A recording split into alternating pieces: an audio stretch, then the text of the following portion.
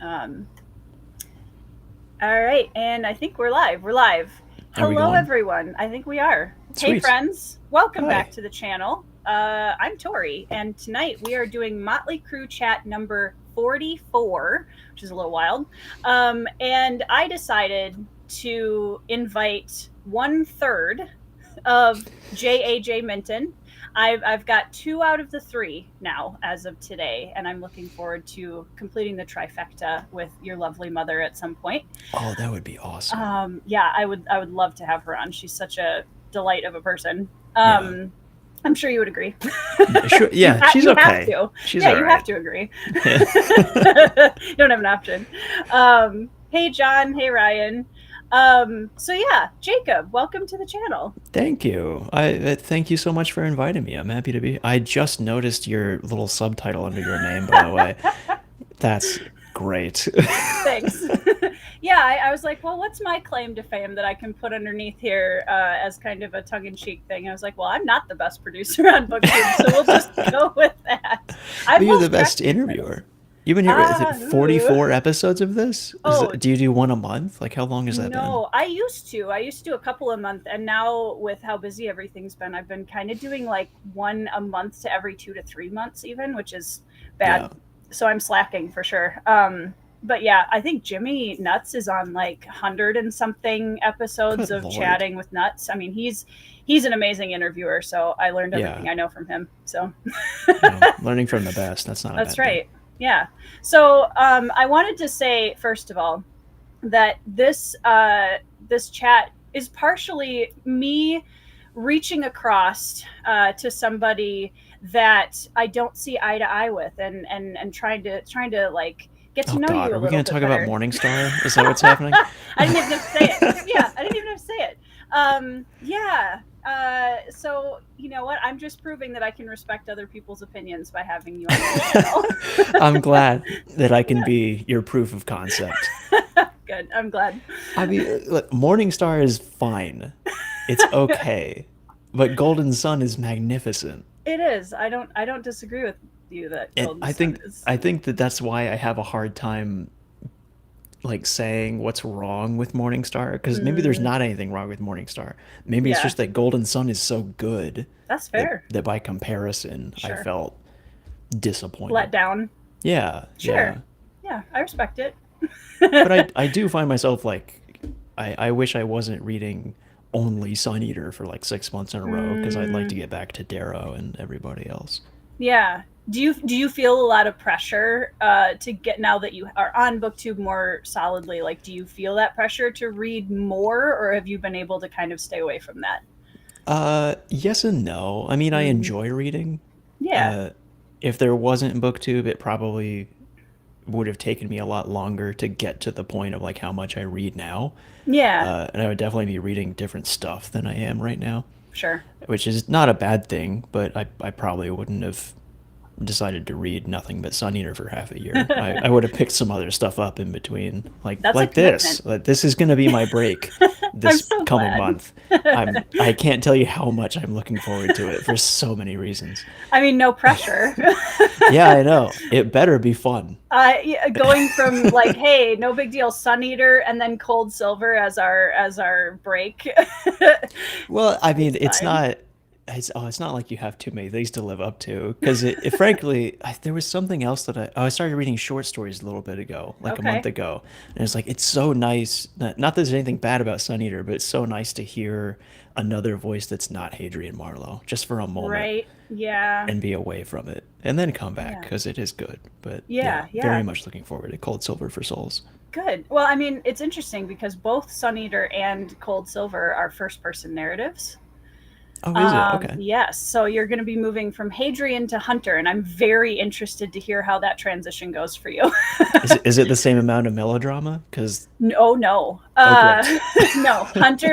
Hunter would prefer that nobody's in her head, to be honest. She's a little bit more cut and dried. She's a good, like, kind of, I kind of infused her with that sort of Midwestern practicality. Um, I like so, Hunter. This is good. yeah, I do too. She's pretty fun to write. So, um, say hello to a few people in the chat. Janny Wirtz is joining us this evening. Hi, Janny. Oh, hey, Jenny. Hi. Everybody should go check out Janny's Wars of Light and Shadow Yes. series, and That's a also Cycle of Fire, and also To Ride Hell's Chasm, and also all of her amazing work. just everything that she's done. Go Yeah, look at it. Yeah. yeah. Gianni Wirtz is a perfect example of what I would want to be reading right now. Like if Mm, I had nothing to do in life other than read, I would just be Gianni Wirtz every day. have you read any of her work yet? I've read Curse of the Mistwraith and The Okay, Gallant, okay, which were awesome. magnificent. Yeah, I'm trying to remember when you guys, was that in January you started Wars of, or somebody I started to read think along? so. Ooh, was it? I think it was I us. think. Yeah. Yeah. There are so many read alongs. I try to keep track. No, there's too many for me to keep track of. It's kind of wild. Derry says we won the coin toss. What did we win, Derry? Oh, I think because my dad is with Bookborn on our channel Oh, right now. Derry. We are Yeah, I happy to have mean, you, Derry. like we love John here on this channel, but John, come on now. He's just trying to steal our thunder, you know? He's everywhere. He can He's take a night everywhere. off. Yeah. I mean, Bookborn's a pretty great guest, so Oh I yeah, can't blame Bookborn's him. great. Yeah. Okay. Michael wants to know if you can pick your sword up off the floor. No, I can't. Where is it? Yeah, I mean it's just I had them both. I don't know if you're following this saga. Probably not. I need to get another I need the bookshelf. tea. I don't know the tea. There's supposed to be two bookshelves. I haven't bought Okay. the other one Okay. because I have other stuff to do. Don't worry about it. Okay. So these swords were gonna go in the center and like kind of be mounted Yeah. there, but haven't got the other shelf yet. So they're just casually leaning on the wall, and someone stomped upstairs and it fell over and knocked a big stripe on the wall. So now it just stays on the floor, and everyone's upset that there's a sword on the floor. But it's staying there. I'm not picking it up. I feel like at this point you should just lean into it and you should leave the sword on the floor permanently. I agree. I think I'm gonna get a mount for it to be like unsheathed and pointing upward dangerously. Yeah. Yeah. Yeah, that makes sense. If someone falls, it Do could you have go any really pets? badly. No, Okay, thankfully. So good. we might be okay. It'll just be me in danger. Sure. Yeah. Well, I mean, I do question your priorities a little bit. Not having gotten your second bookshelf, there can't be anything else in your life more important than having enough bookshelves. That's true. But I'm a You little got me there. disappointed, Jacob. I'm not going to lie. I mean, I don't have all the books are sitting neatly over here. They're comfortable. Yeah. Okay, They can wait a bit longer. what is your favorite book purchase from this year so far? Oh God. Like something you're really excited about, special edition you really like, anything like that? Does it have to be one that I bought? No. Oh, the Folio Society Piranesi. Ooh, I wanted. Oh, it's so pretty. It's so pretty. It's gorgeous. Oh man, I think it was Justin, or maybe it was DMM. I can't remember the name off the top of my head. I have it written down in the book, but someone so kindly sent that to me for my birthday, and it's the prettiest book I've ever seen. It's incredible. The sword being propped up is giving Derry the ick. So you can't do that. I'll lay them both down for you, Derry. At least they're matching that way. Yeah, that's true. If you trip while looking at your books, this could get lethal very quickly. It could. One of them is very sharp, which is a little concerning. Yeah, and like your dad can't do the channel without the producer of the channel, so you need to It'll just protect be yourself. heavily unedited. All the swear words he drops in won't be cut out. Everything goes downhill very quickly. Yeah. The swords are in a giant antique milk can. There you go. Just like That's better. an umbrella stand, but for Yeah. swords. Yeah. Yeah, exactly. I love it. Hey Zeely, how's it going? I'm oh goodness, you guys have been chatting. Yeah, Ryan is also glaring at you from Morningstar. I I'm mean, sorry. I didn't know yeah. I was upsetting so many people with this. I thought I was. Welcome to Booktube, I Jacob. know. I didn't know I was gonna be in the minority. I even like a last week I talked about, oh, I watched Alien Earth and I didn't really like it. I thought I was gonna be in the majority, and so many people in the comments were like, "How did you not like How it?" I was like, dare. "Ugh, maybe should have not said anything." That's the thing. Like on Booktube, you can't actually have your own opinions. You have to make sure that you're Yeah, going along with the grain. I'm just gonna go back to making fun of my dad and not reading. I think that's the I think that's lesson. fair. Yeah, that's where the subscribers come from, Yeah, honestly. Yeah. exactly. Not the book opinions. No, no, no, Yeah, no, in fairness though, I do actually, being kind of entrenched in the Red Rising fandom to some degree, um, I do feel like Golden Sun being the favorite of the trilogy is actually more common than you might think. Oh, okay. Yeah, I know a lot of people that really love Golden Sun the most, so I don't think you're like not, in good company there, for Yeah. sure. And then I've heard Iron Gold is a bit of a slog. Depends on who you ask. um, I I think asked two to ramble and they were very opinionated, which is yes, I don't normal know for if you them. saw this, but when I had them on for Motley Crue, we ranked the Red Yeah. Rising books, all three of us, and I think Austin lost a few years off his life at my putting Dark Age at the bottom, or like near the bottom. Um, but yeah, Iron Gold. It's hard because again, it's kind of a first book. Again, Right. because you know the characters, but we're doing multi POV, and like there's you're relearning things, and you're kind of trying to catch up. Yeah. Did I And freeze, by the yeah, way? Can you still hear me? I can still hear you. Oh, Everybody okay. in the chat, are we still good? Did my camera freeze? I don't think so. Oh, okay. I Cool. think you're good. All right. Hi Casey. Yeah, I mean it's so okay. You've been on Booktube for a while, and like you weren't in the video. Oh, there you just did a There. weird. It was frozen for me, so I just turned it off and on. There you go. Sorry. No, you're good. So you weren't on screen originally when you guys started the channel. Yeah. There were some Nerf bullets that flew in from off stage several times. Uh-huh. So we knew you existed potentially. Sure. But I also was wondering, now that you've been, you've been doing this with your dad for so long, you've been in the videos, which I love the back and forth that you guys do. You guys and like Two to Ramble, I think that's such a fun video format. Oh, thank you. I love it. I wish I could do that more often because I absolutely love it. But I'm wondering, like, how, as you've started having opinions about books, how have you been finding putting those like it changes your reading a little bit, right? Yeah. So how has that been for you as you've been kind of stepping into that world?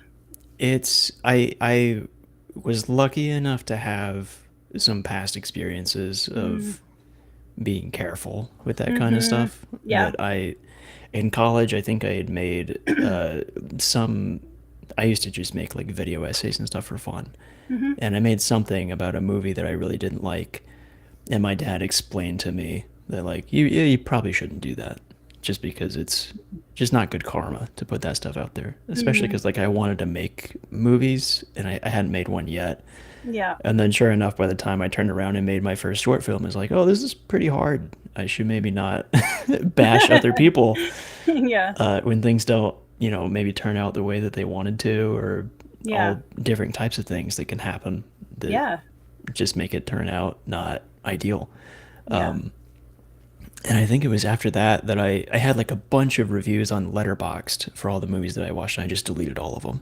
Okay. It's like if there's not something like constructive for me to say about something, Yeah. then why should I say it? And I think from then I started looking at it as like anything that I read or watch or just take in, I'm really just going to be looking for.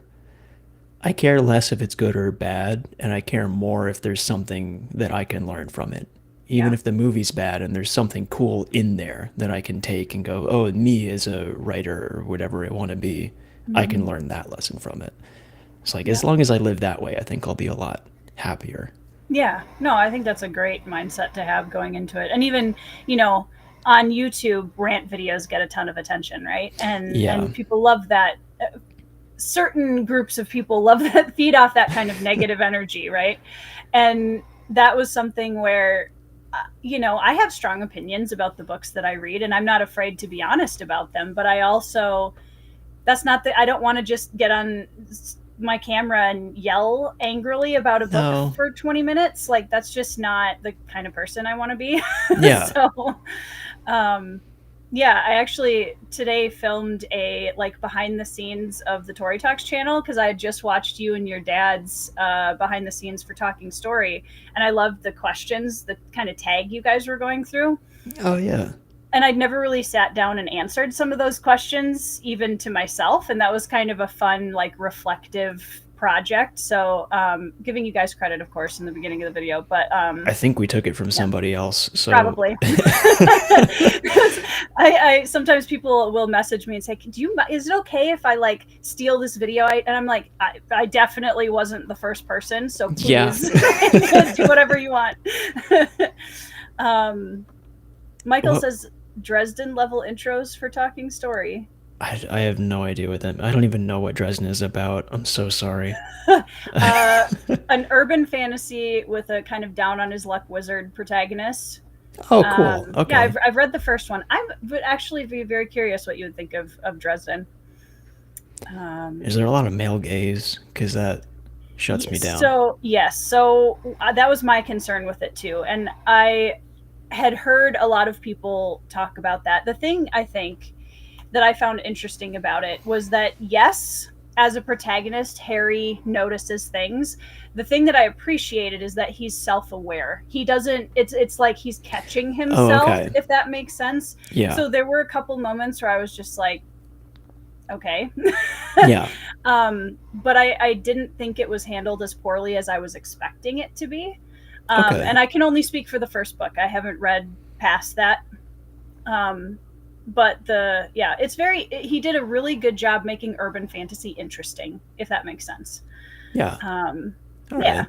So I could get down with that. It's like Scott Pilgrim like sucks, and it's like, no, but Scott's cool. It's like, that's only because it's from his point of view. So right.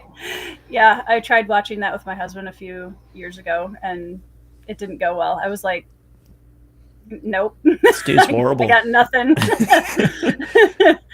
Janny says, books are patient. They are never late, nor are they early. They arrive precisely when they are meant to. I agree, Janny. Wow, well said. I feel like that's a quote from somebody. It's a Gandalf from... Oh, that's... Yeah. Wizards are never... Yeah. There we go. That's why. Ryan says, Hadrian can be an overbearing presence at times, and that's coming from a huge Sun Eater fan. Definitely. At times, yes. At times is an understatement. Yes, yeah. I had to laugh because there were so many moments in Howling Dark where I was just like, and we're sitting in a room alone, contemplating the horrifying existence of mankind again. Yeah. Here we are again.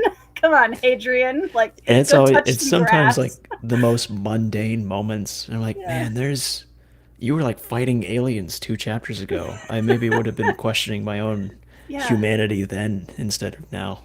Yeah, like, I don't know if they have any real authentic grass left to touch in Hadrian's world, but if they do, touch some. Please, for all of us, Hadrian. Yeah. Not like talking trash on Sun Eater. It's fantastic, but no. Yeah. That was one of those things we were talking a little bit before we went live about Sun Eater, and I mentioned right away that I think, like you were talking about, going into series that don't work for you or books that you're not really feeling and finding something to learn from or really appreciate. And I gotta say, like I said before, Rocchio is so good at writing alien cultures. Wow. Yes. Like, I was blown away by what he created in the world building, and I just brilliant that way. There's so many times that, like, to me, and it may be the same for you, that when you read a scene where it's like, a human's going to have a conversation with a Cielson, and we're going to get down to the minute details of, well, an alien wouldn't nod. Mm-hmm. They wouldn't flinch a certain thing. Like, they would have entirely different body language. Yeah. And it's like, when you get down to that minute details, my writer brain goes like, God, that would take forever to write. Right? That would suck. So much intention. Yeah. Oh, yeah. And that's where, that when people talk about how the author has to have, it's like the tip of the iceberg is what's in the book, and everything underneath that is what we have to know about our world. Yeah. So true. I can't imagine the amount of notes that Christopher has somewhere just on Cielson mannerisms. I can't. I mean, I don't know him that well, but there's also a tiny part of me that 100% would believe if he just pulls it all out of his head. I'm sure he is somebody that, like, when you talk to him, you're like, oh, you work differently. Smart. Yeah. You're definitely. A smart guy. I hope to get the chance to chat with him at some point, because I would love to just hear his process about world building and all of that. I think that'd be brilliant. I'm sure he would talk to you. Yeah. I have a list of people I need to reach out to. I'm so behind this year. Um, Brian says John will upload a 50 gigabyte raw file. That's actually not even joking how big his files are. It's massive. How much footage do you guys typically get? Is it like cut down at all, or is it pretty much Not the really. I cut okay? down like if there's a really awkward silence, I'll cut that out. Mm, Or if he slips up a sentence, I'll cut that out. But I don't sure. really mess with things other than that. Mm. So usually what you see is kind of what we recorded, and the files are somewhere between 50 and 60 gigabytes, Wow. which I think is my fault. I'm realizing now that we have the same camera and I'm recording and my files are much smaller. I'm like, Mm. I think there's a setting I missed on your camera, Dad, We that went wrong somewhere. your files are way bigger than mine for some reason. Yep. Uh, I'm. Let's see. Innocent. Yep. Yeah, Derry. I'm trying to remember. You've read pretty much all of Dresden, right? I think so. How many are there? There's Like loads of them, right? 13 or 14. No, there's more than that. How many are there, Derry? There's a lot. It's in the teens at this point. It's 16, 17. I can't remember. Oh, okay. There's quite a few. They're pretty short, snappy reads. It didn't take me long to read Stormfront at all. So, Oh, um, okay. actually, there's a character in it who I won't name for spoilers, but there's a character that I actually had more of the ick with than Harry. That's a side character. So I was like, as long as he's off page, I'm good. As long as he maybe dies at some point, we'll be I okay. don't think he can, but Oh unfortunately, but no. yeah.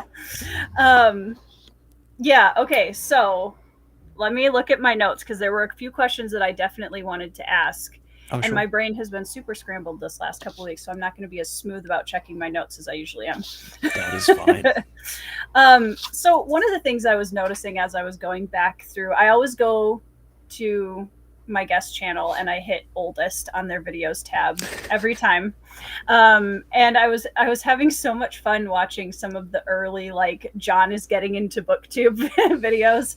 But I did notice that you do have a cameo in his welcome to booktube video. I do. You do, and I thought it was really funny because I don't think I had seen that one before. Maybe I don't remember if I did. And you walked past a window. It was pretty Yeah. well acted, if I must say so. Very well Oh, done. thank you. I don't Yeah. even know if my face is in it. It's just like my Not very shoulder to quickly. my belt line or something. Yeah. Yeah. But that was like when we thought, oh, we'll come into the space, we'll be different. We'll have like jokes and be like highly produced and have all Yeah. these edits.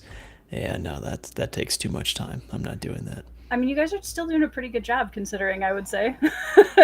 I mean, but we do like we sit down and hit record and we talk for an hour and that's Yeah. what gets uploaded. I Yeah. don't. I'm not gonna record me walking anywhere Too other much than work. in this room. That's too much work. That's fair. Yeah.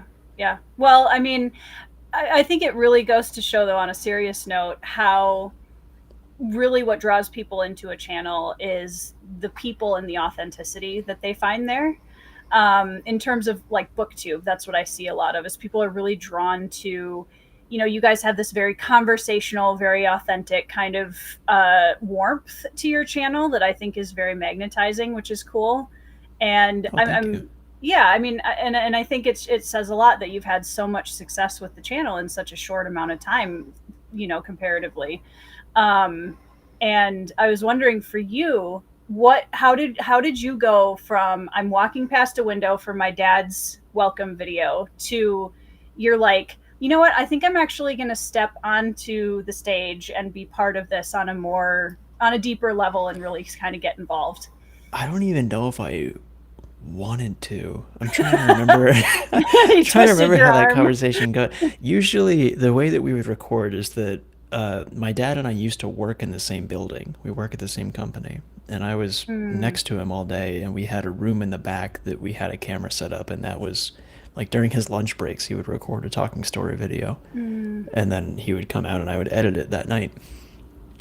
And somewhere along the way, we felt like, nah, we should maybe put in a little more effort.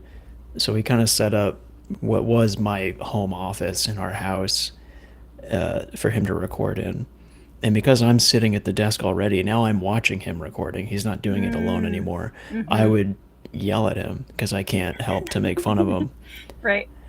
And then I think it was partially, I think he wanted me to have a microphone because he thought, oh, the banter could be fun. Mm-hmm. And it was partially my editing brain, like, no, my voice, if I'm gonna yell at you, my voice sounds far away and echoey, and that makes my skin crawl, so I'm gonna need a microphone. Sure. Yep. Yep. But I never intended, like, I'm gonna be on camera and it's gonna get me to read more and it's gonna be all that. Like, I never thought Yeah. that was part of the plan. And now you regret everything. Yeah, I can't believe I'm here right now. Can't believe No. it. Yeah. What do you think has been the most surprising thing, if anything, from when you kind of got more involved and like you are now you're reading more, you're in the community, and you're like a big part of it now? Is there anything that's been super surprising to you about that journey so far? This is gonna sound bad, but there's, and I'm sure you understand. I mean, there's the thing of like everybody on BookTube is incredibly nice and cool, Mm-hmm. which always surprises me just how cool Mm-hmm. everybody is. But I think the thing that surprises me the most is that people like care. Yeah. Like why like there are so many times that like we'll upload a video and it gets an amount of views. I'm like, why? Yeah. I don't understand. I wouldn't watch this. I feel like I have other things to do in the day, and I don't find myself interesting enough. And Yeah. then you get things like people send you a birthday gift in the mail. You're like, that's so nice of you, but I don't deserve this. Yeah. Yeah. Yeah. There's no possible way I can deserve this. That's the thing that always surprises me is that I guess that links into how kind people are, Yeah. but that that that people would like want to reach out and be part of the community and like show Yeah. the time of day that they care. It just Yeah. blows me away every That time. it's not just about talking about books. It goes beyond that. Yeah, Yeah. people are friendly and Yeah. like care about your well-being. Yeah. Yeah. That's definitely something that I think I've really appreciated, especially where it seems like at large there's such a rift everywhere with everything. And one of the things I've really appreciated about our community is that it's such a giant melting pot in a beautiful way, and that we're able to have all of these really deep introspective conversations about books that often tangent to life and who we are as people, and it's a really beautiful space for that, and that's something I've really valued a lot. Yeah, that's a Yeah. really good point. That like there, I won't name obviously what happened, but there was a huge booktube scandal, and people probably already know what I'm talking about. Mm-hmm. And I think luckily our mods had the foresight to be like, we're just gonna stay out of it and just Yes. make sure that the Discord is just about books and that's Yes. it. Yeah. And it was so uh, comforting how quickly that people were like privately commenting on our videos and like messaging our mods, be like, thank you Yeah. for just letting Yeah. this be about books and Yeah. no politics and no scandal Yes. talk and all that stuff. Like, people do want that. They do, and that's something that I've been a few times in the past criticized for not speaking up on certain topics on my channel, and I've always said I've said from the beginning, this is my, like you said, no politics, no, we're not talking about Yeah. tea and scandals here. This is about books and about people from all different walks of life being able to talk about reading and books and their opinions on them, and I need that sanctuary, Yeah. right? We all do. And I think it brings people together in a really beautiful way to keep it that way. Yeah. And I Yeah. feel like I'm barely qualified to talk about books. I'm certainly not qualified to talk about anything beyond that. You've read a book, so you can talk about them and your opinions are valid. Sure. If you Yep. say so, Tori. I do. I do. And I've been on BookTube longer, so that counts. Yeah, you do outvote me there. Yeah, there you go. I could have used my age, but that would have just been mean to myself, so I won't do that. Everybody on BookTube's older. Tudor Ramble's older than me. That's just a gimme. age is just a number, Jacob. Like age and maturity, are they really the same? It doesn't I'm just really teasing. mean I anything. love you, Rich and Austin. Don't worry about it.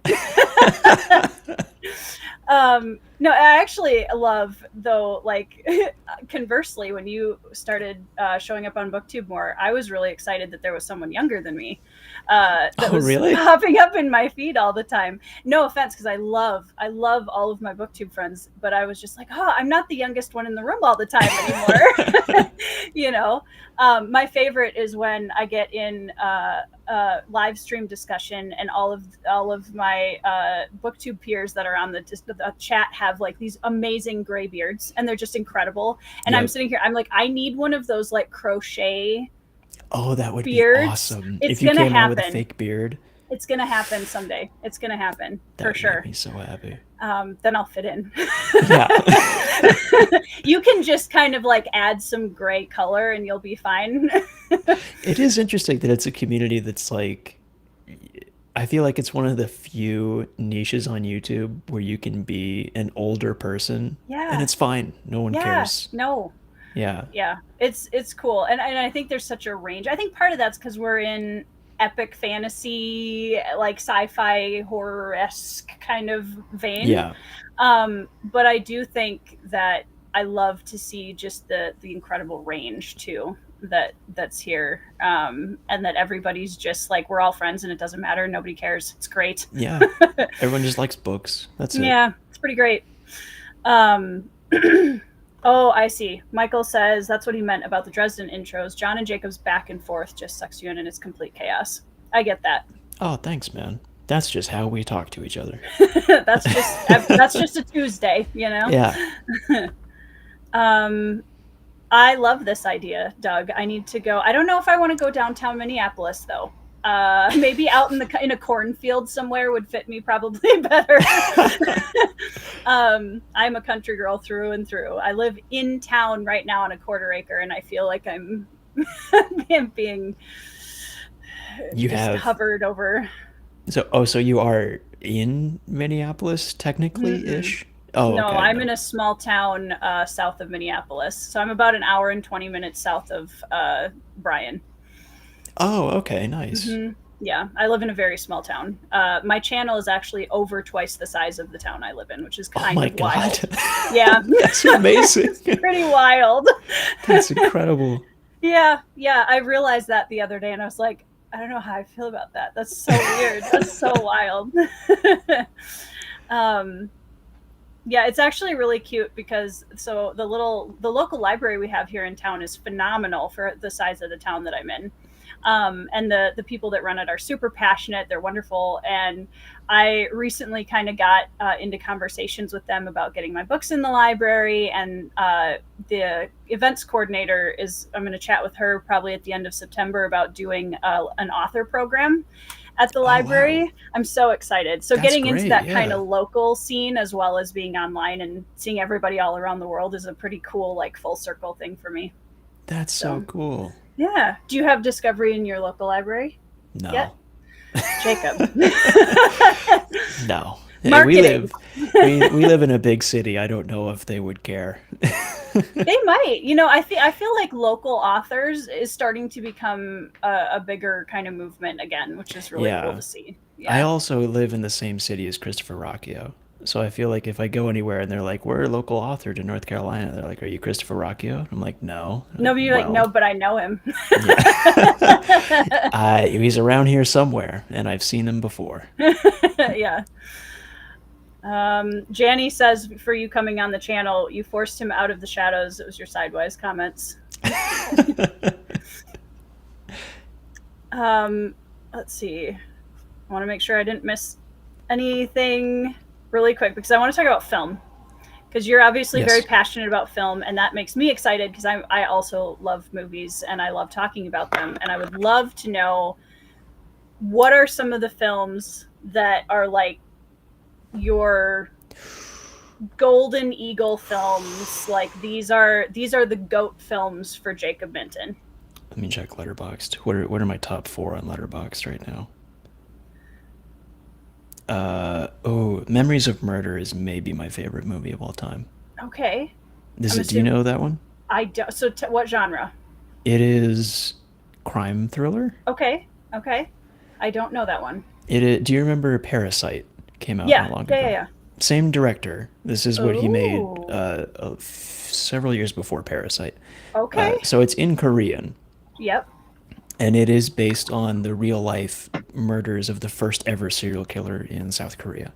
Oh, okay. And the movie itself is about the killer was never caught until like 2 or 3 years ago. That's They always actually caught really him. comforting, you know? Yeah, they did it, but the movie is about like how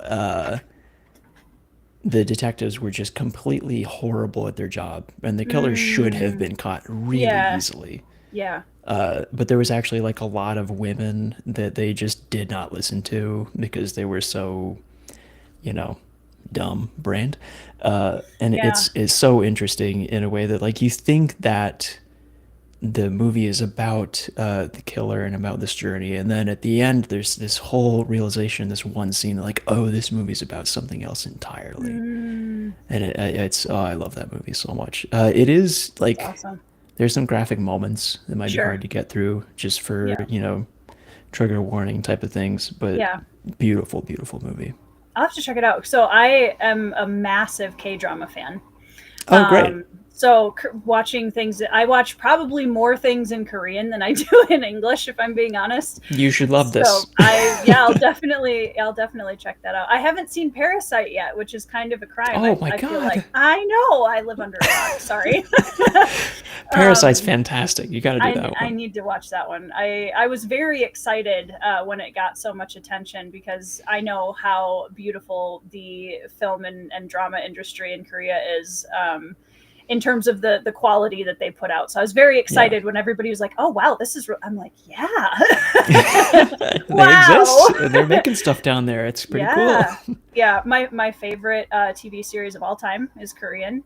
Really, what is it? My Country, the New Age. It's on Netflix, Ooh, okay. and it's a historical drama right around the time that the three kingdoms in ancient Korea were being unified. And oh my goodness, the characters. My favorite character of all time is in that. It just I love it so much. Um, it's it's the kind of stuff I think historical Korean dramas are something that I wish more fantasy fans would check out because I really feel Mm, like the depth of the characters and the way that Korean dramas specifically dig into the psyche of their characters is something that fantasy fans would really jive with. yeah, Um, so yeah, I love it. So yeah, I will definitely check that out because that movie sounds awesome. great. Yeah, I'll check out My Country, the New Age. it's I'll write good. that one down. It's definitely, yeah, it's got the best bromance on television, and I'll stand by that forever. Lovely. Yep, and a good little motley crew. And I'm the type of person where my biggest themes in reading and watching anything are usually self-sacrifice and loyalty. Phenomenal, so good. The biggest character moments you can have. Self-sacrifice Exactly. and largely. Yeah. Yeah. Well, I mean, for you, when you're reading something, and this might is it different for you with books versus movies? Like what you tend to be drawn to? Do you feel like that's different, or are you drawn to some of the same elements of Uh, storytelling? I think it's different because of the length, Mm-hmm. honestly. I Yeah. feel like the movie, you have 2 hours, and I really like another one on my list is Three Billboards Outside Ebbing, Missouri. Mm. That's written and directed by Martin McDonough, who also does plays, and it's Okay. very tight. Like Sure. it's every line is there for a specific reason. It all comes together. It's very plot heavy, but in a way that the characters are involved with the plot and Mm. their specific decisions and their Love personality are that. what push things forward. But also their journey is really the center of the story, right? And I think in a movie you can do that, uh, which is something I had a huge problem with when I started writing prose. Is like Mm. you're not going to write a 400-page book where every line matters. That's just not going to happen. Sometimes Mm-hmm. a guy just walks down the street and that's the sentence. That's not going to be important to the story. Yeah. But in a movie, you can have the every bit of dialogue is important. It's tight knit. It's everything comes together in a way that, like, I think that's the difference for me that I like examining that stuff when I watch Yeah. a movie Yeah. and seeing, oh, I'm keeping track of this arc and how this is, oh, now this drama is happening and this shot means that this person's feeling this way. I love doing that and Same. dissecting it. But you can't, it doesn't quite work the same way in a Yeah. book. But of course, you Yeah. can do a lot of stuff in prose that you definitely can't do in film. So Yeah. Yeah. it's two different mediums. Definitely. So for you, and then if we go to books, as you've been reading, looking back on some of the things that you've read throughout your life, what would you say are some of the elements of on page storytelling that make it a 5-star read for you? It's almost an undefinable characteristic, but I feel like Piranesi is a good example. Mm-hmm. And another book, A Sea of Tranquility by Emily St. John Mm. Mandel. Yeah. There are certain books that I feel like when I get to the end of it and I close it, I just have to sit in silence for 10 minutes and think about the book I Mm. just read. Yeah. That just makes me question who I am or Yeah. Right. who do I want to be and why Existential am I not that crisis. right now? Yeah. Yeah. uh, Yeah. yeah. It's something that has a lot to say about like our purpose. Like Mm. the last, have you read Piranesi? I have. Yeah. The last 2 pages of Piranesi to Oh, me were like, that's brilliant in a way that beautiful. like Yeah. I didn't know you were going to be able to wrap up a story like this and feel Yeah. so almost have a send off in a way. Like now I feel like I have more to contribute in the world because of the last Hmm. 2 pages of this book. Yeah. That's my favorite feeling of like an emotional uh, ending that makes me feel what the character feels. Yeah, definitely. So Yeah. so anything that you 5-star will just know that you had an existential crisis at Yeah. the time you read it. Yeah. If it made me cry and worry about who I am as a person, that's a 5 star right there. Yeah, that's fair. That's fair. I feel like some of my if I'm looking at my 5-star reads that there's definitely the kind of book hangover afterwards where you're like I can't read anything ever again. Like that I Yeah. like what is there left to read? Nothing's going to be better than that. So what's the point? Right. What's even the Why point? worry? Yeah. Yeah, exactly. Cuz you're Like what are yours? Do you have the same thing? yeah, I feel like I want to be somebody that like kind of like you're talking about is inspiring you to be the best version of yourself and to be a better person and what you want to leave in the world and all of that kind of stuff. And so for me, I think I tend to be a very loyal person to a fault sometimes, and I actually don't let go sometimes when I should. So loyalty is a really big thing because I think really putting others first and really trying to embody that is something that I want to be that person as much as I can be. And so self sacrifice and loyalty are really big ones for me. Dead House Gates is one of my favorite novels of all time, favorite fantasy novel of all time.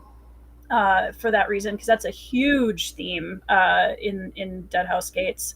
And I know your dad recently read it and thought it was amazing, which made me very happy. I was like, okay, I can still talk to John after this because he liked Dead I House did Gates. notice that like before that came out, that so many of our comments were, "Oh, I can't wait for you to get to Dead House Gates. You're gonna love Dead House Gates." And the moment that we posted the video, like he finished Dead House Gates, every comment was, "I can't wait for you to read book 3. You're gonna love book 3." It's like, give him a break, man. He Give just him a caught minute. up. These are books you need to sit with a little bit. Yeah. um, yeah, I would say, I mean, one that I always go back to because I watched the video where you and your dad were talking about books for like parts of your life and how they've been meaningful Yeah. to you through different seasons of life, which I think was a really cool video concept. For me, one that's like one of my earliest influences is White Fang by Jack London. Um, Oh. and that's The Call of the Wild is in my anybody in my audience in the chat right now is going to be like, oh my gosh, she's going to talk about this again. But Call of the Wild is the one that usually gets its own book edition, and sometimes it'll be like and White Fang at the bottom of the title. In my opinion, White Fang is far superior. I like both, but White Fang is such an incredibly beautiful look at humanity through the lens of a creature.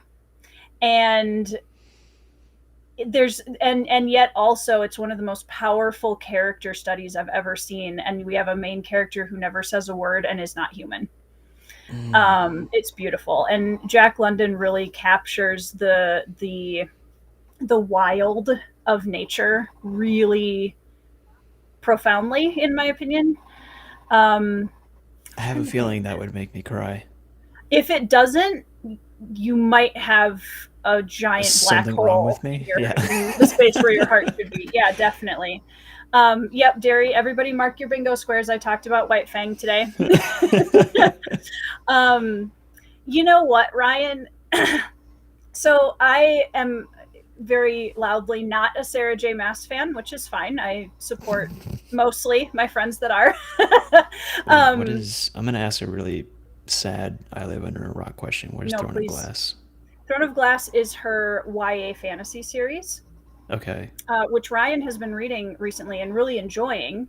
And Oh, I've actually heard that from multiple people that they actually like Throne of Glass better. So I will probably try it at some point just because I'm totally open to having my mind changed.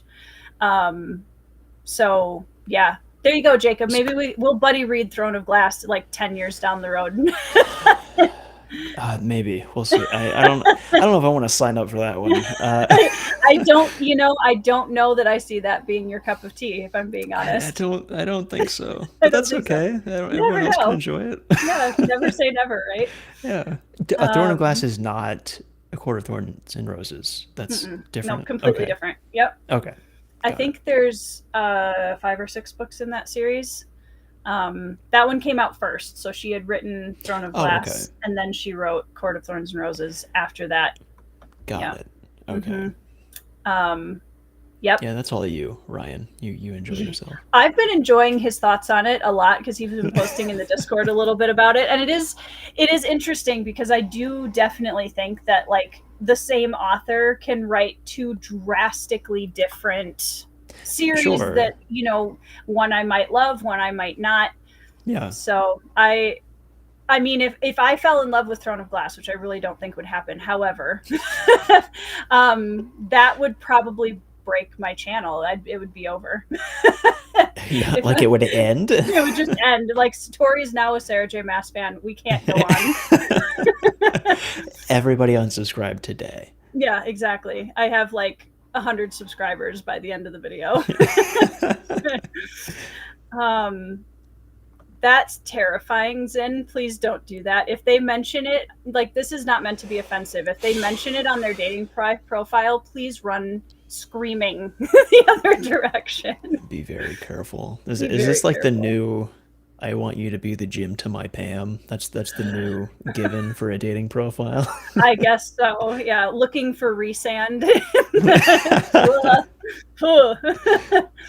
I've mostly tried to bleach my experience of reading A Court of Thorns and Roses out of my brain. And Oh, so you have Booktube, read that one. I've read the first 3.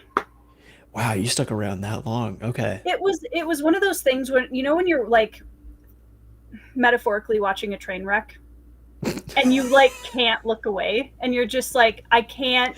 It's Yeah, not really gonna be that bad all the way to the end, right? Like it can't, like it's not sure. possible. And it was. 3 was So, enough. yeah. I did enjoy watching. I think Tudor Ramble has only read the first Yes. 2. Oh, so good.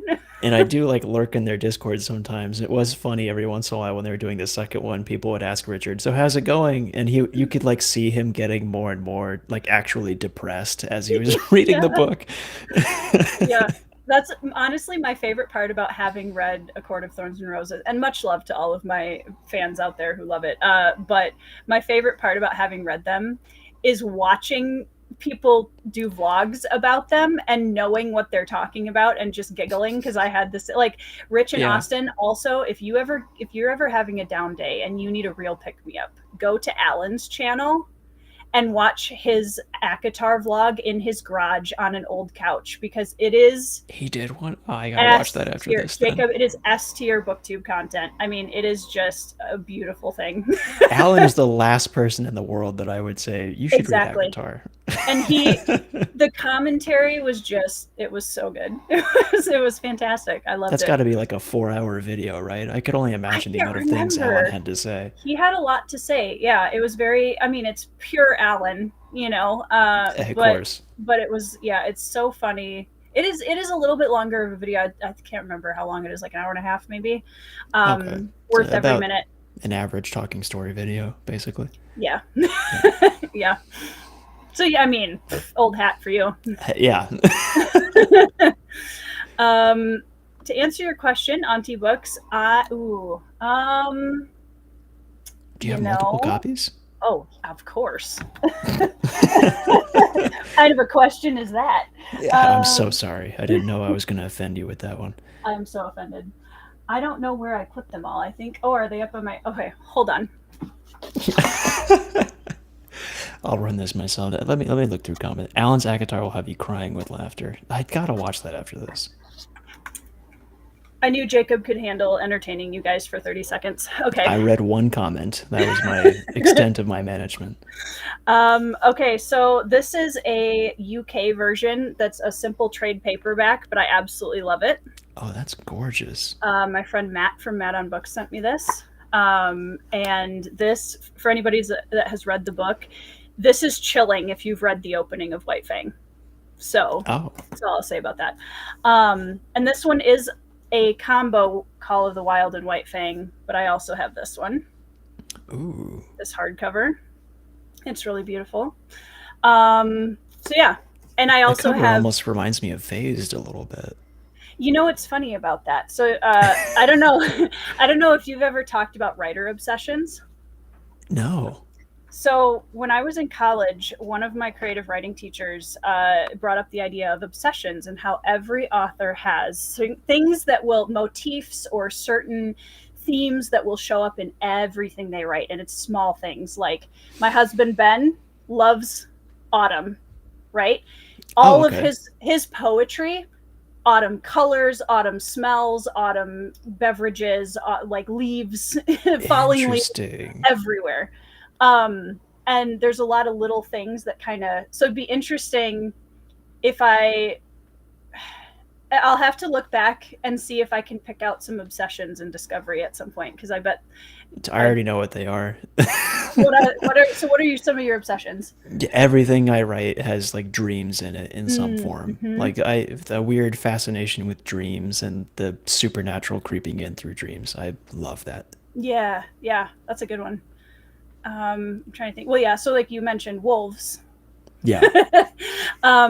Anybody who reads anything I write will see wolves either in the flesh, sort or werewolf, close enough, or as a motif in the story. So like in the Bruhai, they have wolf masks, right? I was about to say there's wolf masks in Bruhai. Yeah. So, and like there's a phrase in the world of the Legends of the Bruhai that you're either a wolf or a fox. You're either strength or cunning. And like that, so it's in there everywhere. And White Fang is a through line through like everything I write. Yeah. So are there any wolf motifs in Cold Silver as well? Okay. I mean, the trope that one of the main tropes of Cold Silver is lone wolf and cub. Nice. Okay. So I mean, on the surface level, even that. But so for you, dreams and that kind of supernatural coming in through dreams, cosmic horror, I would imagine, lends itself to that really well. Very much. Yeah. But I had, like, even the short film that I wrote right before I graduated, but we shot right after I graduated, it's about like two people that have like committed this crime, but they're hiding out, laying low for a little bit, and they stumble upon this cabin with a guy who tells a story. And he tells it as if it's like a dream, not a real story kind of thing. And you start to figure out that like, oh no, this is real. This is this guy's Mm. memory. This is a story that he experienced, and it's all through dreams and everything like Oh, that. And that was cool. the first thing I ever really wrote, like Mm. actually put effort into. And then ever Yeah. since then, I think I only realized it like after Discovery came out. It's like, oh yeah, There it is everything I've again. done has dreams in it. Yeah. Yeah, it is funny once you start having like kind of a body of work to look at from your own writing, and you're like, oh yep, that happens. Some of it's subconscious too. Like a close friend of mine mentioned a few years ago, he's like, almost every book you write has an underground element. Like there's a space Oh, underground interesting. in every single, and I was like, oh my gosh, you're right, I didn't even realize that. It's, and I have a phobia of being like underground. Like that's Oh, really hard for really? me. So yeah, so it's like it's That's interesting that like subconsciously that worked in yep, there. exposure therapy, and I didn't even know it was happening. Yeah. Your Yeah, brain is healing itself. That's there you wonderful. go. Isn't that a beautiful thing? Yeah. Which, speaking of, so I also have a massive fear of deep ocean. Oh, wonderful. Yeah, I'm sure you so had a great time with Discovery I then. started reading Discovery, and I was like, yeah, I'm fine. I'm okay. I'm okay, right? I'm Uh-huh. okay. I'm okay. Especially, but I will say there's that scene, and I know I mentioned this when I had you guys on all together. There's a specific scene out on the water that I won't get too into for spoilers, but the atmosphere of it was just so palpable. And I love when authors can do that in a book where I feel like I feel it in the air, even though I'm Yeah. looking at a page, you know? So well done. Oh, thank you. That's so um, funny that you bring that up because that was one scene that I was literally like on Google looking up pictures of thalassophobia, fear of the deep ocean. And like, what yeah. works? What makes it scary? What can I Good take? job. You did your research well. I thank you. I'm glad it worked out.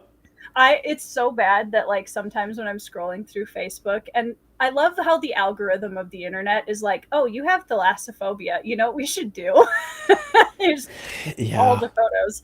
And you look at Um, it every you can't stop. no, and I'm just like, I feel like I need to go hide in a blanket somewhere and just, listen to sad music for a while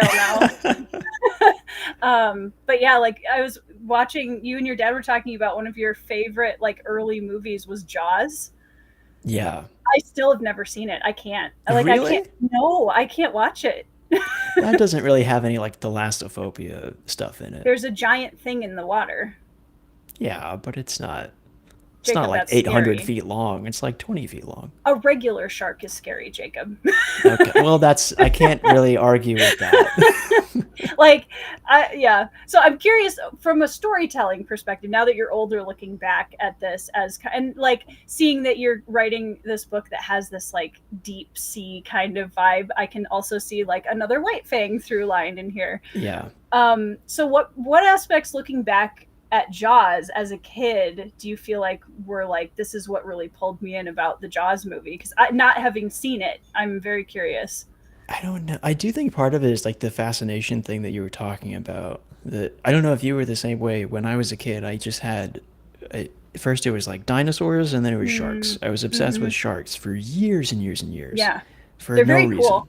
They're super cool. Yeah. I was also terrified of them.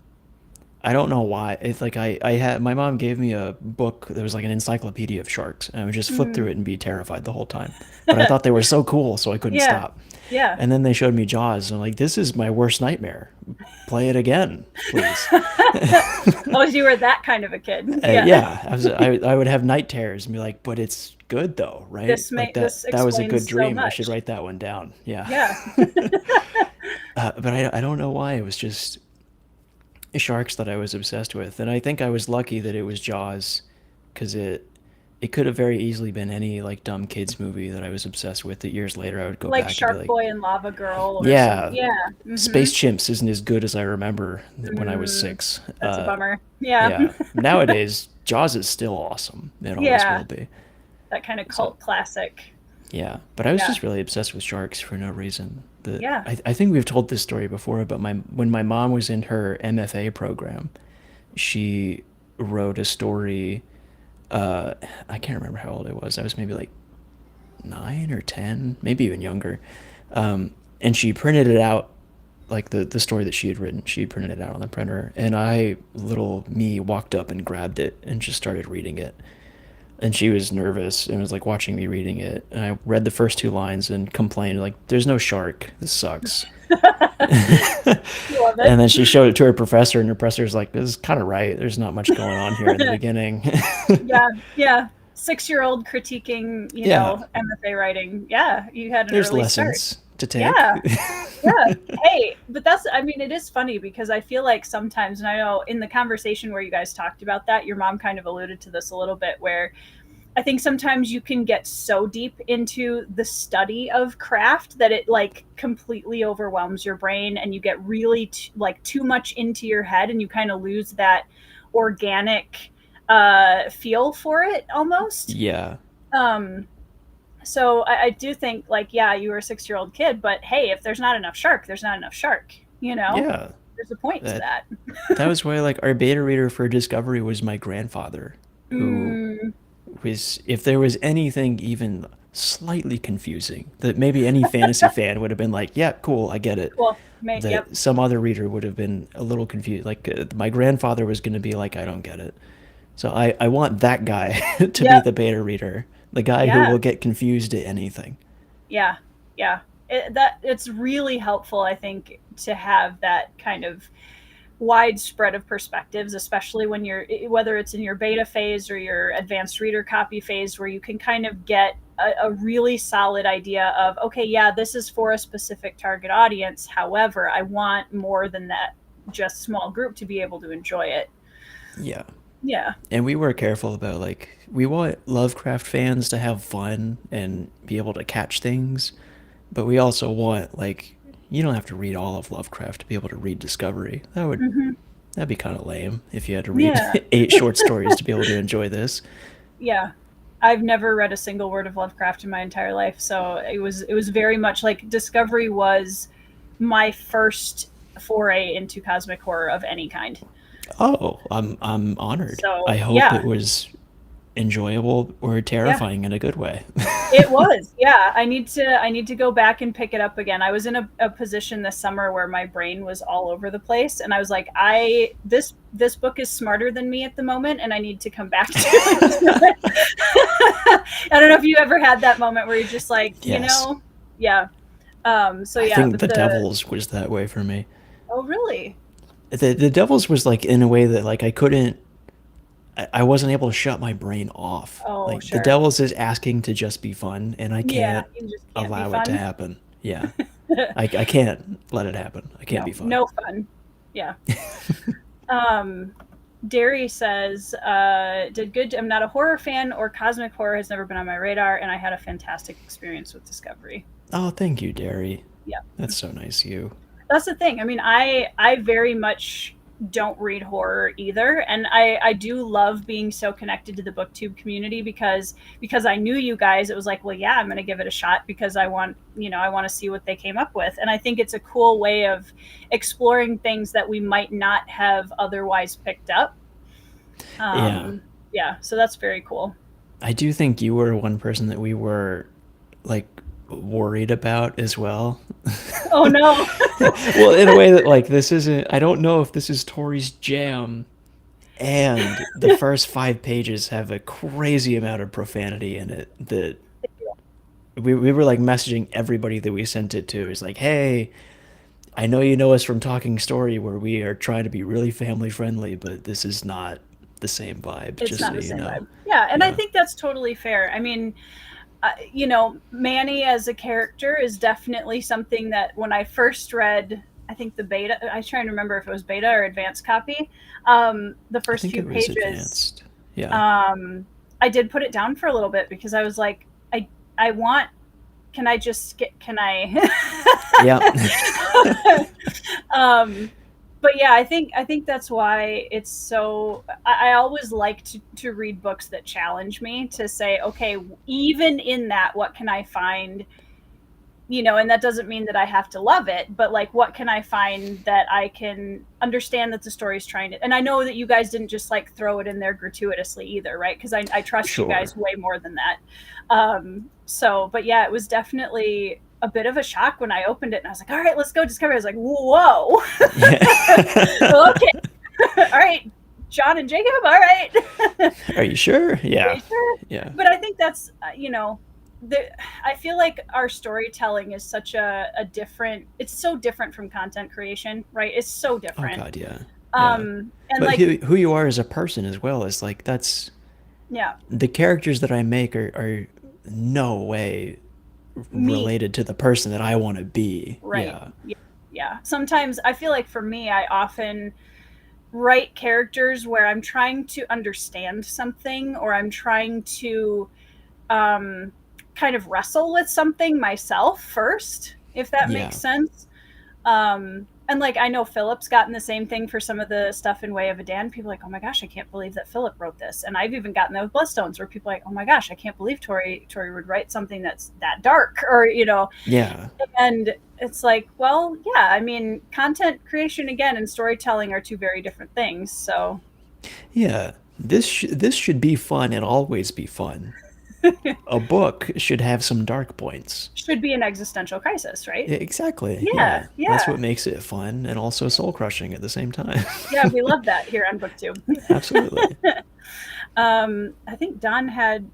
I've missed. Oh my goodness! Hold on. Don had a comment that I wanted to. Oh, Michael Crichton Sphere nailed deep sea stuff. Oh, I'll write that down then. Um, Derry says it doesn't help that the creatures that live in the depths were born of nightmares. Yes, true. A lot of them. Like, bless their hearts, they didn't ask for that, but No. um, they probably think the same about us, honestly. Um, True.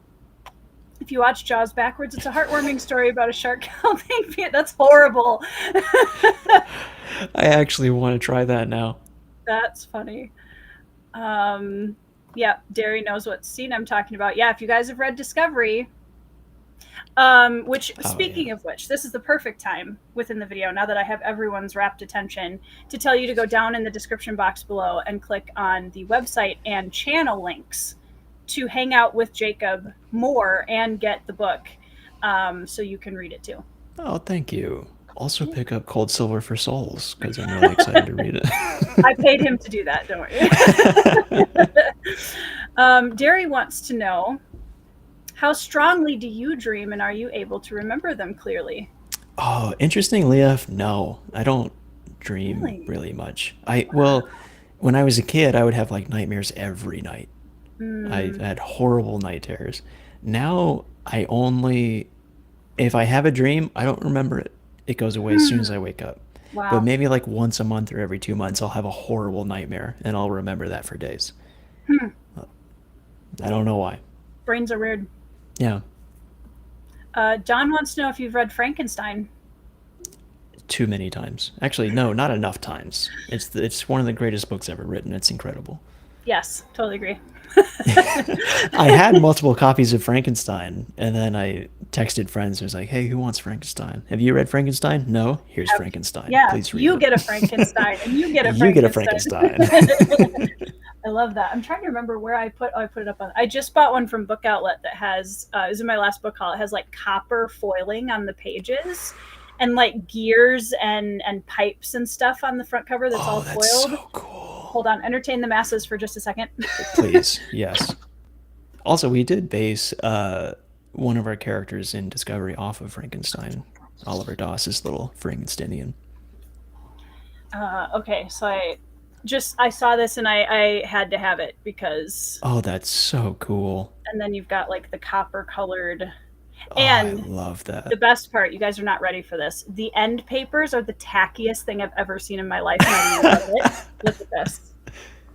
Oh, that's great. Isn't that amazing? It's like 2000s Microsoft Word end papers. But I love it. I love it so much. um, Are you gonna see the new Guillermo del Toro one? absolutely. Absolutely. I can't wait. I can't It wait. looks so good. I think the probably one of the films that I actually just thought of, since you mentioned Guillermo del Toro, is that I would say is the closest thing to horror that I really enjoyed, was Pan's Labyrinth. Brilliant film. It's a Oh my classic. goodness, brilliant Yeah. film. I It's would been a say long. that's That's a horror. That's not close to horror, right? I mean, I'm not a horror person, so for me, it's horror. So It counts. I think it cool. counts. Yeah, I like a horror film. Yeah. So for you, like as a fan of horror, what is it about horror that like you kind of mentioned like enjoying that feeling of being scared by something? Yeah, That's so man. weird to me. I hope I hope this doesn't make me sound pretentious, but I arguing over like what genre is what makes me so angry sometimes. Hmm. Like is the because I like you as a writer, if I were to Yeah. ask you like what genre is Bloodstones, I that mean, in your head you probably immediately go, well, it's epic this, fantasy, but it's technically. also this, Yeah. and I also tried to put this in there. And it's like, I just kind of wanted to make a story that I thought was cool, right? And Hmm. fitting it in one little category doesn't accurately describe what No, the story is. So to be like, oh, Pan's Labyrinth is a horror is like, yeah, it counts, but it's it's also there's fantasy, also it's parts of Pan's horror, Labyrinth that's it's really beautiful and yeah. says a lot about like all different types of things other than just being scared, right? Is Pan's Labyrinth the one where there's the eyeless or the Yes, in the hands, yeah, that might be one of the single scariest things I have ever seen on television. yes, I still remember definitely. that. I had nightmares for months after that But then film. you also have like the whole like real world aspect of it with the Yeah. little girl and Yeah. then the war happening beyond and what's going on with So her it's like fantasy, stepfather. horror, Right. historical fiction. Yes. Like it's so many different, yeah, It's mashups. Pan's Labyrinth. You can't say Exactly. it's just one thing. It's Pan's Labyrinth. Yeah. Right. Yeah, I totally agree with that. I don't Yeah. even know if that answered your question, but I don't remember what the question was. So yes. cool. um yeah, I mean that's something that I do think as a writer even more so. It's and I don't know if you guys ran into this. I can write 150,000 word fantasy novel, right? And as soon as somebody asks me to give like a 2 sentence elevator pitch, I fall completely apart because Yes. I'm like, uh, well, How? uh, if I wanted to describe it in 2 sentences, I wouldn't have written 150,000 words. Yeah. You know? I think our elevator pitch was like it's Fellowship of the Ring to stop Cthulhu, which is like not even Okay, true technically. Like that's not even it's a really what the lie. book is about. Yeah. But it was like this is the thing that an agent would probably see and go, maybe I'll look at that. So that's what Sure, the sure, elevator sure. pitch is. And Yeah, then no agent wanted to look at it anyway, so whatever. yeah, yeah. I mean, I'm starting to lean even more into when people ask me about it. I'm like, it's a historical Korean drama, but fantasy. So that I like that because that works in the different Right. categories. And now that that's becoming a little bit more, people are a little bit more aware of what that is to some Yeah. degree. That helps because when I first started writing it, Korean dramas were not nearly as prevalent as they are even now a few years ago. Yeah. In the Western culture, they're plenty prevalent, with people that are know about them and um, but like it kind of takes the Western culture a little bit longer to like to get on the bandwagon. Usually. Yeah. Usually. So yeah, I have started using that a little bit more because it is people that have watched My Country and then read Bloodstones or vice versa. They're like, oh, like yeah, yeah, like it's very heavily influenced by my love of historical dramas. So Well, now I'm um, really excited to yeah, both read Bloodstones and watch My Country. they're so good. I hope you love it. It's definitely something that it's a story that means a lot to me for a lot of different reasons. So Yeah. um, Hearing my dad do a review on it, he was like telling me a little bit afterward about what it was Bloodstones. about, and I was like, yeah, I'm gonna like that. I gotta I read hope that one. so. Yeah, I hope you enjoy I it. know I will. I look forward to your thoughts on it. No pressure, but hurry up. I'm just kidding. No, I'm actually really excited. I hope you enjoy Cold Silver because I'm very interested to hear what you think of it. From it's a little bit more episodic, so Oh, I I look like forward. that. Yeah, I'm looking forward to your thoughts on that for sure. Sweet. And it's nice and thin. I like that too. That's what I needed. I needed that as a writer too. I mean, you know how that is. Discovery, something like Discovery or Bloodstones, it takes so much out of you as a writer that Yeah. you're like, ugh, at the end. Like it's so exciting and awesome, but it's also draining. This is the benefit of there being three of us. Yeah, I'm a little. Although I don't know, for me, like it would be amazing to have three people like working on the same project, and also I that would be chaotic to me. I don't know how Yeah. you guys do it. I'm very impressed by that. It has to be. I was thinking about this earlier. Is like if it was anybody else, it would never work. It wouldn't work. It's Yeah. only because my parents and I spend so much time together that we can like read each other's minds and we know how all that works, you know. Yeah. But if it was anybody else, there's no way. That's such a special thing too, and I think that's one of the reasons why, people really feel that kind of warmth on your channel too, is that parent-child relationship being such a positive thing. I think Yeah. is so people really are drawn to that because that's a beautiful thing, right? And like I remember it one of the coolest and also saddest comments I think I've ever gotten on a live stream was I was talking about Ben, my husband, and I was talking about him and being very positive and just talking about how great of a person he is, because he's amazing. And somebody in the comments was like, thank you for saying something nice about your husband on the internet. And I was like, I'm sorry, what? Why wouldn't you? What?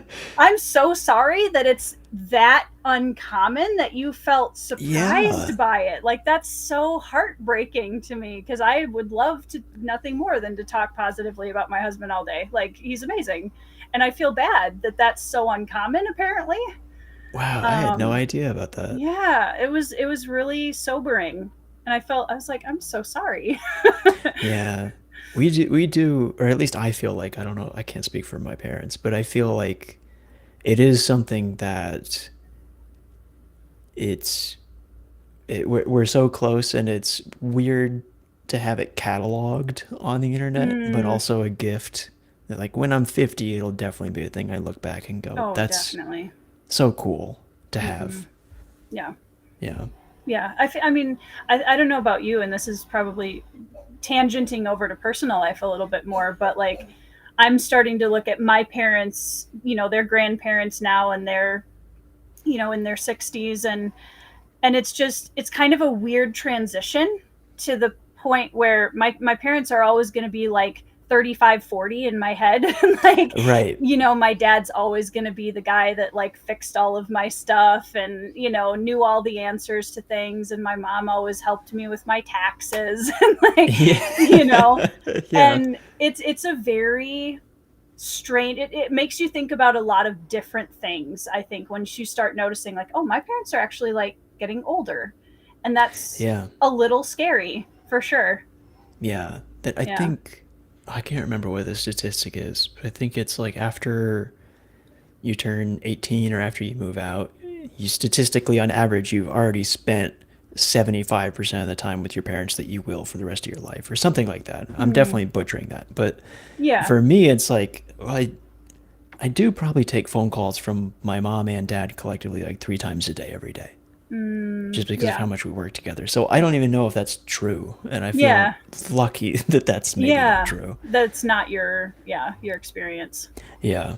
Yeah. That's really awesome. My parents live like 35 minutes away from us, and they're super Oh, that's involved. great. They're involved with my kids' stuff. It's nice that they're close enough that the kids can stay overnight, and we're like half an hour away. Um, Yeah.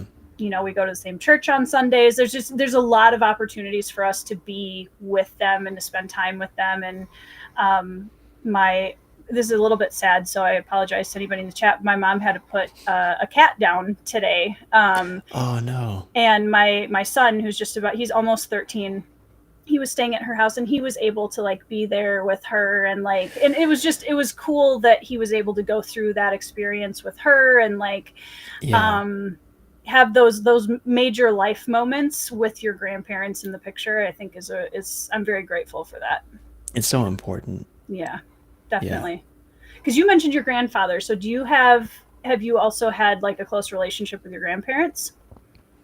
Yes and no. We used to live in Texas for a really long Mm-hmm. time, and then we moved here in North Carolina, where my grandfather is, Mm-hmm. and I've gotten really close to him Mm, since we moved here. So it's awesome. been really I for so many reasons it's great to be in North Carolina rather than Texas because oh my god, I'm tired of burning alive 8 months out of the year. But that is definitely one of the best Yeah. parts of it. Yeah. That's Yeah, awesome. So yeah, he read Discovery and he gave you very honest feedback. It sounds like, which is yeah. great. What was his final verdict on Discovery? His final verdict was I think he liked it, but one of the biggest challenges was like he was also the beta reader on all the previous versions of it. Like Sure, sure, when we sure. accidentally wrote book 3 first, and then we did book Oops. 2 and then book Yep. 1. Oops, yeah. So he would read copies of it and be like, now in this draft of it, is this still a thing? Is this character still doing it? And we would go, no, that's an older draft. He would That's get really confused. yeah. So it's like, I think he liked it. He thinks he liked what he He thinks thinks he he liked read. it. Yeah. He's pretty sure he knows what happens in the book, but he's also maybe thinking of 3 other books that we Sure, wrote. sure. Love that. Yeah. Well, I mean, as long as it's a mostly positive verdict, I guess that's a good thing. If he hated it, he didn't tell me. So, Good. Yeah. Yeah. um, you just mentioned something that I knew I had in, oh, yes. So you mentioned burning alive all the oh time in god, Texas. yeah. And then also, though, I can't remember which video it was in. It was a recent one. You were talking about how when you went to college, you discovered snow and that it just sort of stays around for a while. And that was a really dumb idea. Yep. So, like, what is your, because if you don't like the heat and you don't like the snow, The what, snow is fine if it goes away. Once it stays around for 2 weeks and it just becomes piles of mud, it's gross. It that makes is the city true. look horrible. Spring in But Minnesota is a mess. oh god, oh I didn't even think about you're in Oh yeah. Minnesota. Jeez. Yeah, Oh we yeah. had my first winter here because I went to college in the mountains, which was a huge Okay. shock for Where me. which state? At App State, Appalachian State in North Carolina. Oh, okay. So very, very cold.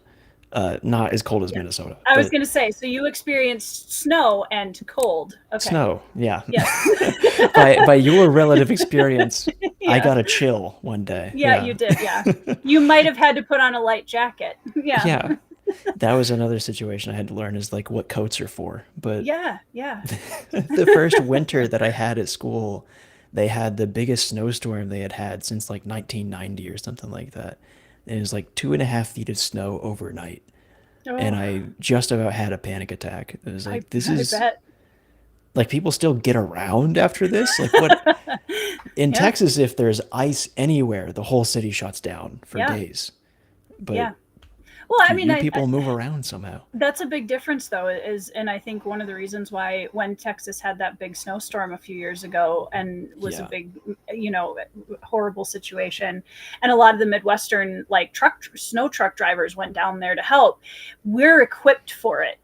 You know what I Right. mean? Because we deal with it all the time. So I actually feel like it can be even more of a horrible situation for places like Texas when they get an actual snowstorm and they have no way, like most of these people don't even have Yeah. shovels, you Yeah. know? So yeah, I mean, I felt horrible. Because like, I'm like, oh my gosh, I can't imagine being in that cold and not having anything to deal with it. Cause we're like, oh yeah, that's, basically 6 months of our year we live like that. Yeah. So I remember yeah. seeing a truck salting the roads for the first time. I was Yeah. like, what is that? Like, That's weird. that does something? I didn't know. Okay. Yep. Yep. A lot of us up here in Minnesota, you see cat litter on the sidewalks up to the houses. That We works? yes. Yep. It adds like attraction on the ice. Whoa. So Okay. we keep a bag of cat litter in our garage, not for our cats, but for our front sidewalk in the winter. Yeah. This feels like a mythical land. Yeah, it's great. I mean, it's funny, and I've said this a million times. I'm like 8th generation Southeast Minnesotan, so like Yeah. I've been here for a while, you know. Oh my Um, God. so I can't like I couldn't survive in Texas on like I will melt if it's Yeah. over 80 degrees. Oh, it's well over 80. I know. I remember when my mom and I visited San Antonio years ago, I was like, people live here. Like they stay here. And they say the same thing about the winter here. So, you know. Yeah. I remember my story that I always tell about Texas, how hot it is in Texas, is that one day when I was in high school and I was clocking in for work, I worked at a kennel. I used to wear like rubber bands on my wrist to keep track Mm-hmm. of things. If I had Mm-hmm. homework in a class, I would put it on my left wrist. And as I was getting out of my car, I was moving a rubber band from one wrist to the other, and I messed up and it shot to the back of the car. And I was like, I'll get it after work, and I left. By the time I came out of work, there was a puddle of rubber, like permanently Oh my fused in the gosh. cloth of my car. Gross. And then it just would not come out. Like I traded in the car, and the guy was like, Wow. "Can you clean that?" I was like, "No, that is a I permanent tried. fixture of the car." Wow. That's intense. Yeah, That's, it was rough. yeah. It's funny because I try really hard to be a summer person. But yeah, like I said, as soon as it's like 80 degrees, I'm like, it's too hot. Can I have air conditioning? Yes. Yeah. I Like, feel that way in North Carolina now. It's like yeah. I'm pampered now. There's actually Yeah. good weather. I'm like, it's toasty. I need Yeah. air. Yeah. And at the same time, I will walk out to get my mail in like 20-degree weather in flip flops and shorts. Good Lord. Yeah. Like, I'm just like, yep. I have way too much Viking blood in me to like be bothered by the cold. That's inhuman. It's pretty great. It's true, Sal. I am a live walking around snow woman. It's true. Just call me Olaf. It's fine. Um, keeping cat litter in the trunk of your car adds weight to help with the track. I could see, yeah, I could see that. Um, That much weight can be helpful. sometimes, yeah. Wow. Yeah, if it's kind of where I live, if you have a two-wheel drive car, like don't. Yeah. Yeah. Give up Just now. don't. Just give up now. I don't, Don, but I do when we buy shoes. I definitely make sure we have good grips on the bottom, even of tennis shoes, because, like, yeah, you don't want to go skating. That's not as fun as it sounds. Oh my God. I just Yeah, wear Converse every day. I would be screwed. I love Converse. Um, Brian uses cat litter on the sidewalks as intended. That's excellent, Brian. Good job. See, Brian is a convert Minnesotan from California, so he's had to learn, all of these things. Poor Brian. Poor I'm sorry Brian. for what you go through. Um, the coldest I've been in was Laramie, Wyoming. Yeah, Oh negative my 53. God. We have negative 50, negative 60 wind chill fairly frequently in the winter here in the depth of winter. Yeah, yeah. That's insane. What do you do? Just You don't go hunker outside. down and not go anywhere? Mm-hmm. Yeah. Yeah, you have to, because I mean, here we just know, like, just like if you're in a desert and you don't have any water, you're Right. you're not going to be safe. Whereas with us, it's the same thing. Like if it's really cold out, you don't go outside because you can get frostbite in like a few minutes at Oh my most. God. Yeah. So, but we don't have. I'm terrified of snakes. We don't really have that many snakes up here. We Yeah, they're don't have. dead. Yeah, exactly. And I'm okay with that. Like, no offense to the snakes, but um, let's see. There were a couple people that mentioned, oh, Derry says, I think I love your grandpa. He's lovely. He's a lovely man. You'll have to tell He's him he the has officiant at fans. our wedding because he's so Oh, kind. And really? yeah, Oh, that's really it's special. super sweet. He's a great man. Well, I was wondering if I was going to ask, was are officially tying the knot? Not yet. We purposefully gave ourselves a lot of time Okay. because there's Yeah, yeah, it's there's a lot. a lot of life things, and Yeah, also planning a wedding is so much work and stress, and it's like let's make it less stressful, less please. stressful. So Yeah. But we you know gave your ourselves the extra grandpa time. your grandpa's going to Yeah, be efficient. That's very cool. yeah, Yeah, that's awesome. Texas can be a furnace. Yeah. can be. I did like San Antonio, though. That was a really cool place to visit when we went. San Antonio is where we lived. I Oh, did cool. like growing up there a lot. Yeah. It was pretty cool. I was shocked by how tiny the Alamo is. It's very small. The It's rest of so the city is tiny. huge, but yeah, Yeah. yeah, It just puts such a different perspective on having an actual battle there, and realizing like when they were talking about hand-to-hand combat, like you could have like basically jumped over these walls, like yeah. there wasn't much keeping them out. It was not a lot of hope that they had in those Yeah, walls. That yeah. Too much, I think. Thank you, Derry. I appreciate that. It was my grandpa who moved into memory care in May. It was his cat, and my mom was taking care of it. The cat was like 18. oh wow, So she was in good shape, but then she ate a toxic plant by accident, yeah. and that kind of, yeah. I'm sorry So to hear that. yeah, it's a tough part of life. It is. Yeah.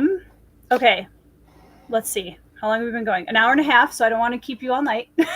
I'm enjoying myself. Well, good. I'm glad. So, talking as somebody, because we were talking about horror a little bit ago, and I apologize, this is kind of all over the place, but that's how my brain works. So, Sure. so as somebody who doesn't read horror, what are some of, in your opinion, some of the best horror tropes that horror is like really known for that you Oh enjoy? no, I don't know if I'm a horror representative. More than me. I always say like I can say for Lovecraft specifically, I would say if you want to get into cosmic horror, Color Out of Space is a really great place to start because it's a Okay. little more mundane. It's not all the way into, all right, we have the mile high tentacle monster and all that. It's not Yeah. into that yet. It's just, Yeah. we've got a weird well and there's some unexplainable color coming out of it and Yeah. creepy things happen with the fauna and stuff. Oh, interesting. Okay. It's really great story, but also Yeah. really creepy. It Yeah. does a really great job. And then there's also the classics, Call of Cthulhu, obviously, to get the pantheon, the Dunwich Horror, if you want kind of the dark academia and some weird breeding Yeah. stuff. Oh man, At the Mountains of Madness is kind of the Arctic expedition gone Sure. wrong Okay. feel. Yep. And then you have Shadow over Innsmouth, which is creepy, like inbred fish people, which are a little bit in Discovery, Okay. but Sure. Yeah. yeah, As you do. as you do. Why wouldn't you Yeah. if you can? Why not? Yeah. I Yeah. mean, as we always like to say in the Malazan fandom, if you can put dinosaurs with swords for arms in a book, why would you not? Why would you not? Why It's would like you the not? anime with the guy that has chainsaws for hands. Like, of Yeah, course that Chainsaw Man. exists. Yeah. Yes. Yeah. Yeah. Do you watch anime? I have seen 3 seasons of Attack on Titan, and Okay. I need to finish it. I really want to finish it because it was so good, but Yeah. I just haven't I gotten need to to it. watch the anime. I read about 14 volumes of the manga, and I just got to a point where I was like, I can't follow the way that the action's being drawn in that manga specifically. It's really hard to follow. Yeah. And so I want to watch the anime because I feel like I'm going to get a lot more out of it watching it visually instead of reading it. Yeah.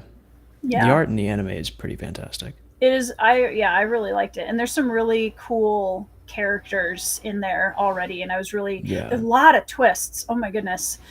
Yeah. Did you get to the basement? Maybe. I You got would to know. the walls. I got to the walls. Okay. Okay. Where we find some things out about the walls. Okay. Yeah. Then you have not gotten to the thing that I'm talking Then about. I haven't I gotten will to the shut up. basement. I have read like 9 volumes of One Piece though, and that was Oh, nice. I was wondering if that wonderful. was the straw hat behind you. It is, yeah. Yeah. Our lovely friend Zach sent me that because Nice. I think like when people get to volume 9, he sent it to my dad when he got to volume 9, and he sent it to me Aw. when I got to it. It was very lovely. That's Yeah. awesome. That's so cool. Go, Yeah. Zach. One Piece is so pleasant though. It's just so Yeah. friendly and yeah. Not at all what I was like expecting from manga. My past experiences with manga have always been like the super high pitched voice of the girl that looks like she's 12 but she's 400, you know? Yep. And Yep. that for the longest time I was like, I don't think manga's for me. I don't. That's the wrong manga. Yeah. Yeah. That's like whenever I tell people that I'm a big fan of K-pop music, and there's a very specific stigma of what they think that means, and I'm like, Yeah. no, it's. I promise you, it's not what you're thinking. It's not weird, I swear. It's not weird. But Ben is has recently discovered One Piece, and he's been reading it, and he started reading the first volume to our daughters at night as their bedtime story Oh, now. that's perfect for They're that. obsessed, Jacob. Like my entire house is obsessed with One Piece now. It's cute.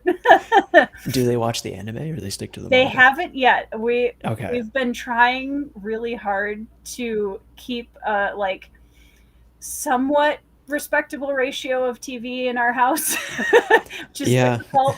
Um, so it'll probably be something that they're going to be able to watch at some point soon. Yeah. Um, yeah, But because they're if you both can read it and they're enjoying it, might as yeah well reinforce that, right? they're loving it. Yeah, and Yeah. both of them are doing a lot of practicing reading right now, so it's a good like Nice. kind of a good level for them to be able to practice a little bit without like a Yeah. huge block of text. And yeah, so yeah, So I'm they're reading Frankenstein next, right? 100%. Yeah. Good. Hmm. Okay. Yeah. Good. Natural progression to go from One Piece to Frankenstein. That makes sense to me. Master Sal, totally agree. Spy Family is amazing. That's one of my favorite manga. Oh, I haven't done Um, that one. so the quick pitch for it is we have a man who's a spy master, and he Okay. has to infiltrate a high level private academy. And in order to do that, he has to find himself a wife and a child so that he can infiltrate this private academy. So he adopts a little girl who he does not know is actually a telepath, and she can understand all of this. She's 6, okay, and she's hearing him talk about all of the spycraft stuff in his head, and That's she awesome. kind of doesn't know what it's about, but like he like takes people out and he's saving the world and all of this stuff. Yeah. And the woman that he asks to be his covert wife, it's kind of a mutual beneficial like situation for them where they're Yeah. kind of each other's cover. And she is a deadly assassin, and he doesn't know that, and she doesn't know he's a spy master. So but the little girl who's 6 knows everything. Love it. It's amazing. I'll try that one. That sounds fun. It's I very fun. am like 4 episodes into Death Note. And Oh, okay. my fiance was like, "I think you would like this," and How you? it's honestly slower than I thought it would be, Yeah. but in a way that I kind of like. I like that it's Okay. very, it's a very different tone from like Chainsaw Hands. It's Yes. a Yes. lot more down to earth. Yeah, a little bit darker, a little bit slower, a little bit. Yeah. Yeah. Yeah, more. I don't know, philosophical maybe. Yeah, Hmm. that's a good way to say it. Yeah. Yeah, I'll be keeping tabs on your opinion of Death Note. I have thoughts, but I won't say anything. Thoughts um, being like you don't like it I later, or do. I don't want to say this with spoilers. I love the first half of Death Note, and that's all I'm gonna say. oh, okay. Yeah.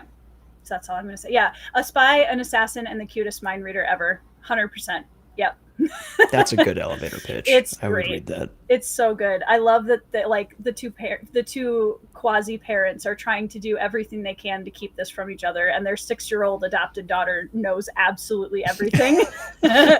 And like the fun part is too, like it's got action, it's got like the assassin doing her assassin thing, spy master doing his stuff, but at the heart of it, it's a story of about what does it mean to try to be a family and to try to be a parent and to try to like love people that are your family, and the dynamics of that, and like it's very wholesome, is very wholesome.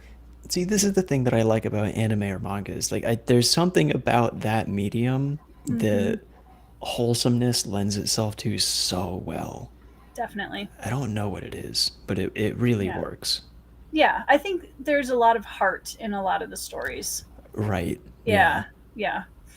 Yeah. Let's see.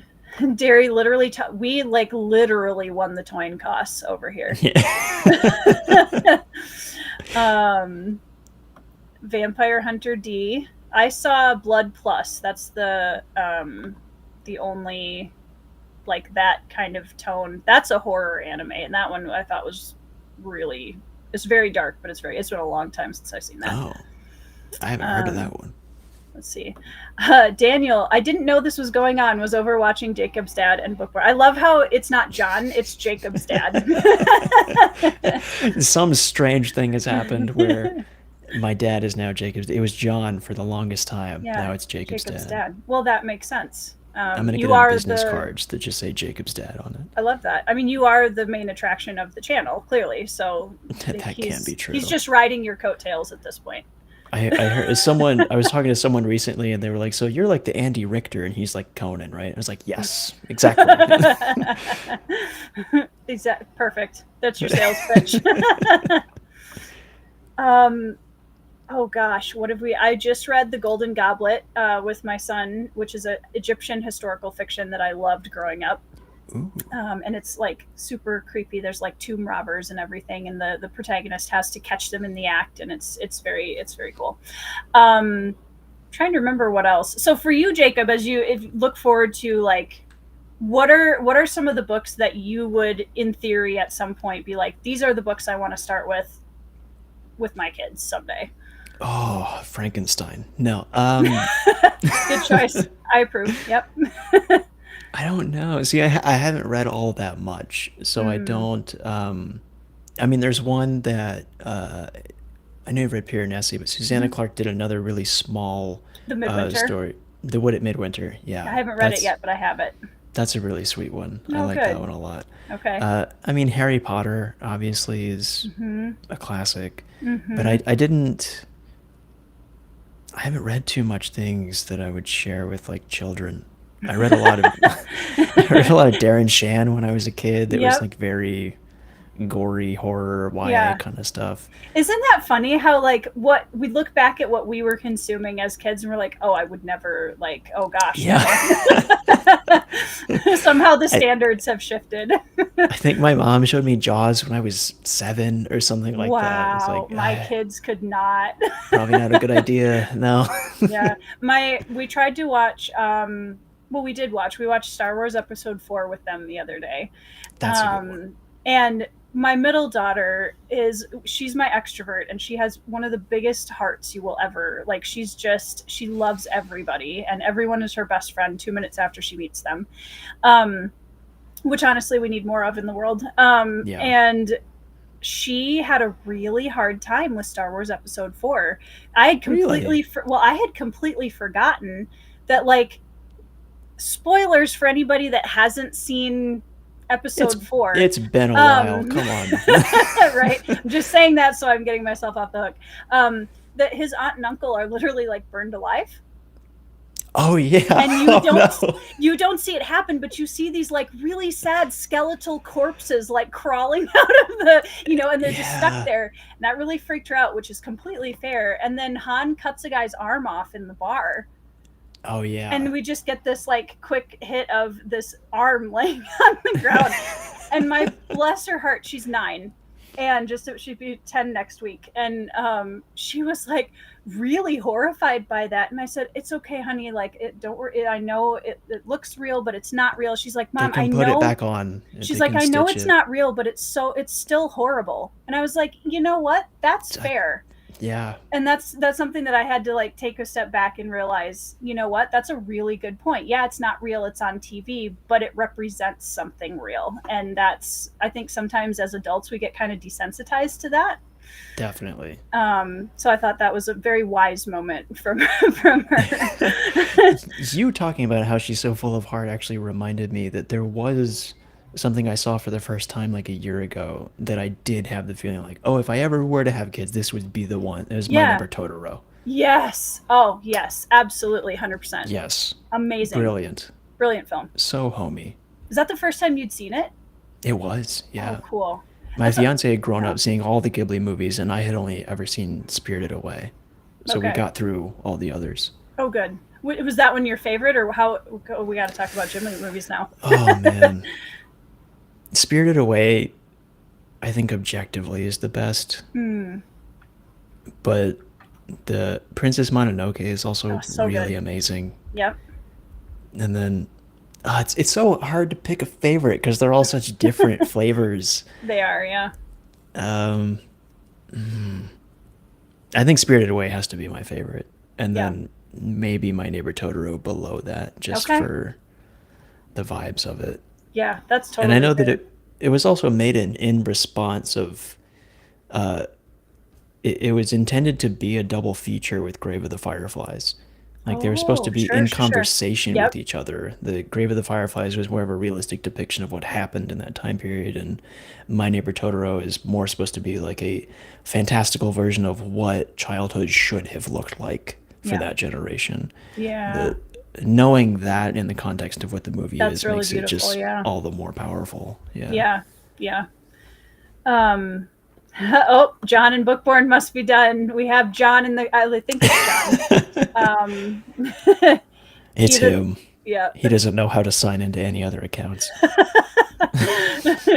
Hi John. We've been talking about you and I'll just leave it at that. You'll have to rewatch the whole You'll thing to have to figure out what we rewatch said. the yeah, exactly. I completely agree with this, Don. The world is in too much of a hurry for grown-up stuff to be normal to kids. 100% agree. Yep. Yes, very And true. that's something that I've really been trying to honor and be aware of with my kiddos is I've been really mindful of what stories I'm bringing into their life this early because, yeah, even though I might love something, I have a completely different threshold, and that's not always a good thing, you Yeah. know? So yeah, but she's definitely loving reading One Piece, and she's all about that. So, so I love that. Howl's Moving Castle. That would be my answer, Sal. That's my favorite. Oh, I Mm-hmm. forgot about Howl's Moving Castle. Yeah, it's so good. So That is good. another good one. Sal, you know what? All sorts of people in the world, Let's Did you see. see the newest one, The Boy and the Heron? No, I haven't seen that one yet. Okay. I read If you ever do, I'll be curious to hear your thoughts on it. I last month actually I read the book that is supposedly Miyazaki's favorite novel, The How Do You Live by Right. Genzaburo Yeah. Yoshino. I did not love it. Okay. Didn't love it. But I was very curious to see the film because it sounded like that was kind of a starting point for his ideas for Boy and the Heron, but that they're very Yeah. different. So, yeah. It is my least favorite Ghibli? Okay. Question mark. Okay. It's also the most gorgeous. The animation Mm, is incredible. mm-hmm. To me, and it could be because I'm an idiot and I need to watch it again, the story is like incomprehensible. Okay. Like I don't It's are a little these too plot holes? Are abstract. they not plot holes? Yeah, that's a good way Yeah. to put it. Yeah. Yeah. And I might just need to watch it again, but Yeah. I could very well be wrong. Yeah. Let's see. My kids do love did like Princess Bride. Oh, That's a Princess good Bride one. is great. That's a good one. Funny story, and this probably explains a lot about me actually, is that I used to listen to Old Yeller on audiobook before I would go to bed at night for like years straight. Like Why would you do that? I don't know. I loved it. I don't know. So when people are like, wow, like there's a lot of, you like stories with a lot of emotional suffering. I'm like, yes. I started with Old Yeller and Black Beauty and like White Fang. So yeah, I'm suddenly much more scared to read Bloodstones and Cold Silver. you should be, Jacob. I'll have some tissues ready, I Oh, guess. good. Yeah, well, I mean, I talked about this, I think, with Jimmy at one point when we were doing a live stream that, like, I want to see, I really appreciate stories where the characters go through really hard, awful things and they're still fighting. You know what I mean? Like, I love that Yeah. kind of overcomer type of story or survivor story. So yeah, that's it definitely infused into the stories I write for sure. That's tied to. I was going to say this earlier, but you were saying one of your favorite themes is like self-sacrifice and Yeah. loyalty. Like one of my favorite is when they do the self-sacrifice and loyalty and it fails. And the Mm, story is then how do you recover from that? Like yeah. that Yeah. always hits me really hard. Yeah. Because it doesn't always work the way that you want it to. Yeah. Yeah.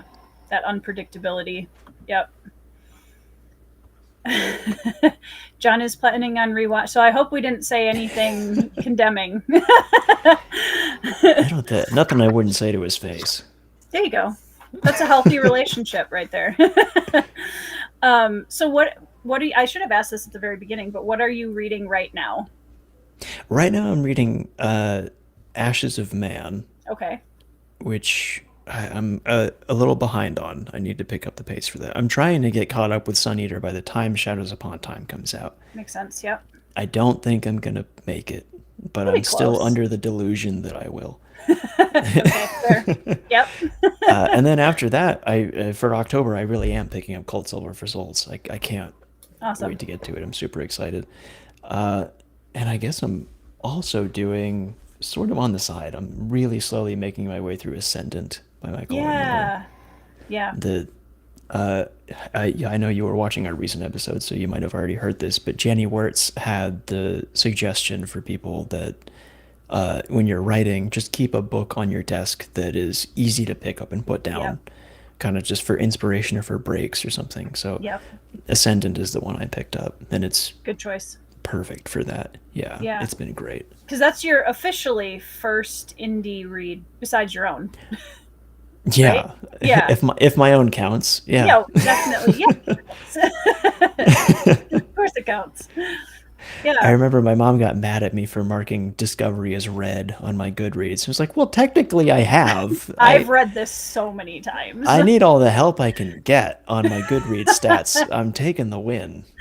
I go for it. I always mark my own books as read, and this Do is you this. really? Okay, it's not This just a me then. no, and it's a very controversial take. I also rate my own books, Do you which really? yeah, and it's more of a tongue-in-cheek thing. I've gotten people that are like, "Oh my gosh, I can't believe you do that." I always give them like a 5 stars, not because I'm like, "Wow, I'm such an amazing author," but it's more like I Yeah, want to send this out into the world with a positive note, you know? helps the algorithm. Yeah, Yeah. exactly. And I'm really proud of it. And like, what's a 5 star for me isn't going to be a 5 star for everybody else. So Oh, of yeah, course. and that's Yeah. fine. So yeah, market is read. You've read it more than anybody else, probably. Well, Well, maybe the not three more of than my you grandfather. collectively. That's fair. Yeah, he's the discovery expert. That's terrifying to think about, but probably true. Yep. Oh goodness. I did see somebody say, by the way, that if Jacob didn't understand this movie, I probably won't either. That's definitely not true. Uh, have you ever seen Midsommar? No, I know of it. I haven't seen it though. Okay, I despised that movie the Oh, first time I okay. saw it. Okay. I thought it was because I had seen Hereditary, which was Ari Aster's movie before that, which is Yep. super terrifying. Mm-hmm. And I was expecting more of that with Midsommar. Got it. And I was And like, then didn't let get down. that. Super Yeah. disappointed. Not what I thought I was going to get. And then I rewatched it again. I was like, oh no, this is actually brilliant. Yeah. I'm an idiot. This is great. Two different, completely different experiences. Yeah. Yeah. Oh yeah, there's the comment. I caught up. um, Master Salvatore, now that you've read all the translate, I haven't, but thanks for this vote of confidence, Sal. What would I tell Jake to read? Oh gosh. White Fang? Technically not translated though. Oh, okay. If it was, absolutely. Um, translated fiction. Okay, I would tell you to read The Housekeeper and the Professor by Yoko Ogawa. Oh, okay. It's an absolutely beautiful little novel. It's tiny. Great. I love that. Where did I put it is the question. It's on here somewhere. I don't know. Um, well, there it is. Found it. So this is like, look how tiny this is. Oh, that's fantastic. Mm-hmm. This is a story about a woman who is a housekeeper, and she's hired by the family of an elderly gentleman who loses his memory every 80 minutes. Oh, I love that. And it hit me specifically hard because of my grandfather's situation with Alzheimer's, and he's declining very quickly right now. And so this just was like the right book at the right time for me. Yeah. But I think even with that kind of personal note aside, this is such an incredibly beautiful story, and I love it so much. And the housekeeper's son makes this very sweet relationship with the elderly man, and it's a really beautiful story of treating each other with dignity and humanity no matter what situation we're in. Yeah. So yeah, highly recommend for everybody. Okay. I will probably read that next year then, because that's the Yeah. exact kind of thing that this year I planned out everything I read for the rest of the year, Yeah. and 2 months into it, I was like, this was a horrible idea. So Yeah. next year I think is just going to be what I want to read. So I'll Yeah. definitely have that one on there. That is one tough thing I think about Booktube is like I've been doing my TBR game every month for the last few months, and that's been Mm. super fun. And I realized as I'm getting to the end of September, I was like, I need a month to just mood read for a little bit. Yep. And so in October, I have like one buddy read, and everything else I'm mood reading because I just needed that for a month. So yeah, It burns you out. it It really does. does. It really Yeah. does.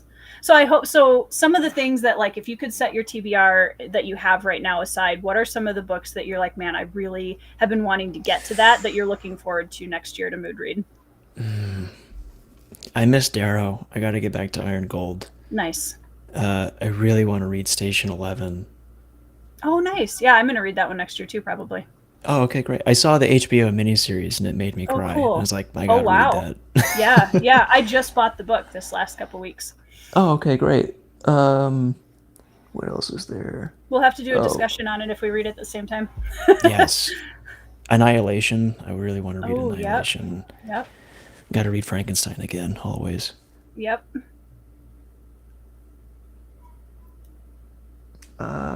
Oh, Stephen King. I've never read Stephen King. I've been really Really? itching to read Stephen That King. surprises me, actually. Really? Why is that? Yeah, I don't know, because you're such a horror expert. Yeah, I'm really not. That is the fact that I've read Stephen King before you kind of blows my mind a little bit. I'm not gonna lie, that's wild. Do you not like Stephen King? Well, I guess you're not No, super into horror. I'm well. So, and I was educated by the community that Stephen King is less of a horror author than I think he gets the reputation of, Right. which is totally fair. I tried The Gunslinger, bounced off of it, but I read Doohickey this year. Oh, yeah. That's potentially going to be in my top 10 reads of the year. Really? It was fantastic, and it shocked me. And Don, who's one of my patrons, he's in the chat too, and he read it recently, and like both of us went into it expecting to hate it. And we're like, well, I'm gonna try Stephen King and see what I'm probably not gonna be a fan. It's probably just to see what the fuss is all about. I'm probably not gonna like it. And I was like, oh my gosh, this is really good. Like, this is really good. The ending, oh man, the ramp up of tension, it's so good. It's so good. Oh, man. I And might based on do what you're that one telling then. me, you might really like the twist at the end, I think. Yeah. Yeah, Oh, is there dreams involved? Is that why? maybe. Yes. There are definitely some dream motifs for sure. Yep. Sweet. I think my Yeah. dad read that one not too long ago, and he Yeah. was talking about how great it was. I was like, I'll remember that for later. Yeah, that was a very fast 5-star for me, for sure. Sweet. I think he did Um pick out the first one. There was like some bet we did a long time ago, and he got to pick the first Stephen King that I'd read. oh, what are you starting with? I think it's Shawshank Redemption is the first Oh, one okay. for Okay. me to read, because I've never seen the movie either, so I don't know what happens. Yeah. I haven't seen that movie either. Yep. Yeah, done. Yep, that's what I The said. ending. um I felt like Doohickey. I actually really, really liked the ending of Doohickey, and I don't know if it's just because that one's like outside of his main kind of like the ones that people always recommend. Um, yeah, loved. There's a character in Doohickey that might be my top character of the year so far. Oh, Um, wow. so yeah, it just really surprised me honestly. Yeah. Derry loves it. Um, I love this take, Zen. Thought Howl's Moving Castle was boring, but the little fire guy is cool. Calcifer's amazing. How could it be boring? I actually have a Calcifer mug. That's adorable. I I love love that. Calcifer. Billy Crystal, man, come on. I mean, That was yeah, Billy Crystal? yeah, Oh, I didn't know that. yep. That's why he's awesome. Yeah. Um, uh, Oh yes. So now everybody's gonna have lots of opinions about which Stephen King book you're gonna read. Yeah, So it's already just been selected. It's out of my hands. it's out of your I don't have hands. the power. Yep. I can already see my dad in the comments. It is Shawshank. Yep. Nice. Oh my goodness. I just got back to all the I'm gasp. sorry. I'm sorry. I know I've sinned. This is again one of those booktube things where it doesn't matter how much you've read. It really doesn't, because you're like, I can't yeah. believe you haven't read X thing. I can't believe it. I'm trying. I will remind everybody I'm 25 and I just got back into reading. It's I'm not still a little baby with this stuff. We I'm can't getting accept there. that. We can't Yeah. accept that, Jacob. That's not, I mean, what have you been doing for the last 25 years, honestly? Nothing. Absolutely nothing. Well, you mentioned, so your fiance likes Ghibli films, and one of the Yeah. things that I really love about being married to somebody who is also like a storytelling nerd is just the conversations and being able to share those things with each other. So do you guys, is that something that's like, that really was a draw for the two of you? Do you like to read some of the same things? Does she read similarly to you? She doesn't I actually know, which actually keeps it really interesting Yeah. for us in the ways that we always like end up talking about the things that we don't expect to be talking about. Mm-hmm. Like I've always been really bad at watching things that are just fun for the sake of being fun. Yeah. Like recently we watched all the High School Musical movies, which I would have never Okay. watched by Yep. myself. Yep. Uh, and like we finished it and we're talking about like the actual like production and effort put into High School Musical and what it all means and why Yeah. one movies are better than the other for like hours. Nice. And it's yeah, our conversations are never about the things that we expect them to be about. Yeah. But it's that's kind of what makes it fun, I That is think. super fun. Yeah, Yeah. but we have such different tastes, which Mm-hmm. helps me a lot because there were Yeah. so many things I never would have seen without her. Yeah. Gives you a much wider range of appreciation for different types of Yeah. stories. Yeah. And now there's stuff in like later books that are so like Ghibli inspired that I would have Mm. never had without Yeah. that experience. Definitely. Yeah. Yeah. Ben and I have a pretty opposite, not opposite. We have different tastes enough where he's much more into the like conceptual fantasy and classics and stuff than I am typically. He's a lot Yeah. smarter than me. um, but like his favorite novel of all time is Les Mis. And he introduced me to Les Miserables when we started dating, and I was so uncultured about Les Mis at the time. I was like, no, White Fang and Frankenstein, much shorter. Um, Yeah. but like he introduced me to all the stage versions, and like it just gave me a whole new appreciation for musicals. Like I wasn't as much of a musicals fan, and it's just fun to like see all those different types of stories for yourself for the first time, but also through their eyes. It makes it really fun. Yeah. Yeah. I think another one was Mean Girls. That Oh, I was classic. going into it Yep. expecting like, oh, you know, chick flick. And like that movie's awesome. That movie's great. It's hilarious. It's It's so such a good dumb. movie. It's so dumb. It's so in a way that works though. It's Yeah. fantastic. Yeah, Yeah. man, these were like cult classics when I was growing up. Like High School Musical and like yeah, Mean Girls. Yeah, wow. Those are some throwbacks for sure. Yeah. Yeah. Also, everyone apparently is shocked that you're 25. I am 20. Do they expect I'm older, younger? Yeah, Is that a careful how bad you thing or a answer good that thing? question, guys. Yeah. I No, thought you were 42. yeah, Jacob, you don't look a day over 37. Yeah, people are always surprised by, I don't know, maybe in our community about younger, maybe, I don't know. People are always shocked that I'm Maybe. 34 too. They're like, "You're not that old." I'm like, I am. I agree. Unfortunately, You don't look 34. I don't dress my age. That's part of it. That see, but I have if I got rid of this beard, I would look two. So it's the same thing. That's why I always tell Ben, because he has a very youthful face too, and I'm like, "You're not allowed to shave your beard because I would feel really Yeah. awkward if you did." I have not shaved this in like 3 years, and there's a Yeah. good reason. Well, and also if it looks good and it's something you can pull off, why? Like, yeah, Yeah. yeah. Ryan cries in old. Yeah.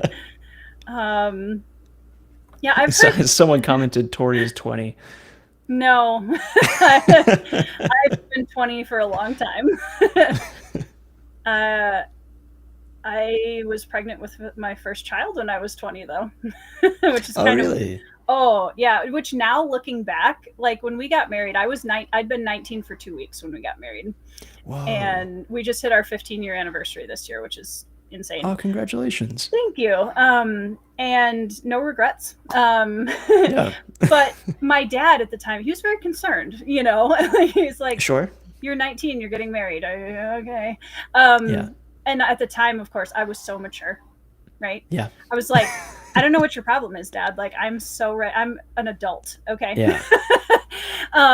And now looking back, I've actually told him this. I was like, Dad, like I get it, and I appreciate that you were concerned and making sure that like wasn't a really bad decision. But yeah, it was one of those things where I was like, when you know, and I knew. So, Yeah. and haven't looked back since.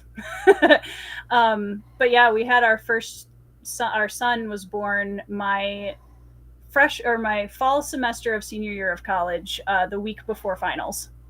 Wow. Mm-hmm. It was That had kind to of be a wild. stressful finals. It helped. It was a small campus. It was a small Christian campus, so it was really funny to be the token pregnant lady on campus. And people who didn't know me were like, "Oh my gosh, did you see that she's pregnant? Oh my gosh," Yeah. Thankfully, we had professors that had known us for 4 years at that point, and they were Oh, cool. so wonderful and so supportive. And like, we're like, if you want to take the finals in my office, or if you just want to come in, whatever, it's totally fine.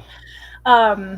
So yeah, that was really nice. And he was kind of like the campus kid for a little while. Like, we were in theater and English classes, and everybody just loved him, and so that Oh, was that's pretty so cool. cool. Yeah, it was pretty cool. So it was possible, and I did graduate. So, Yeah.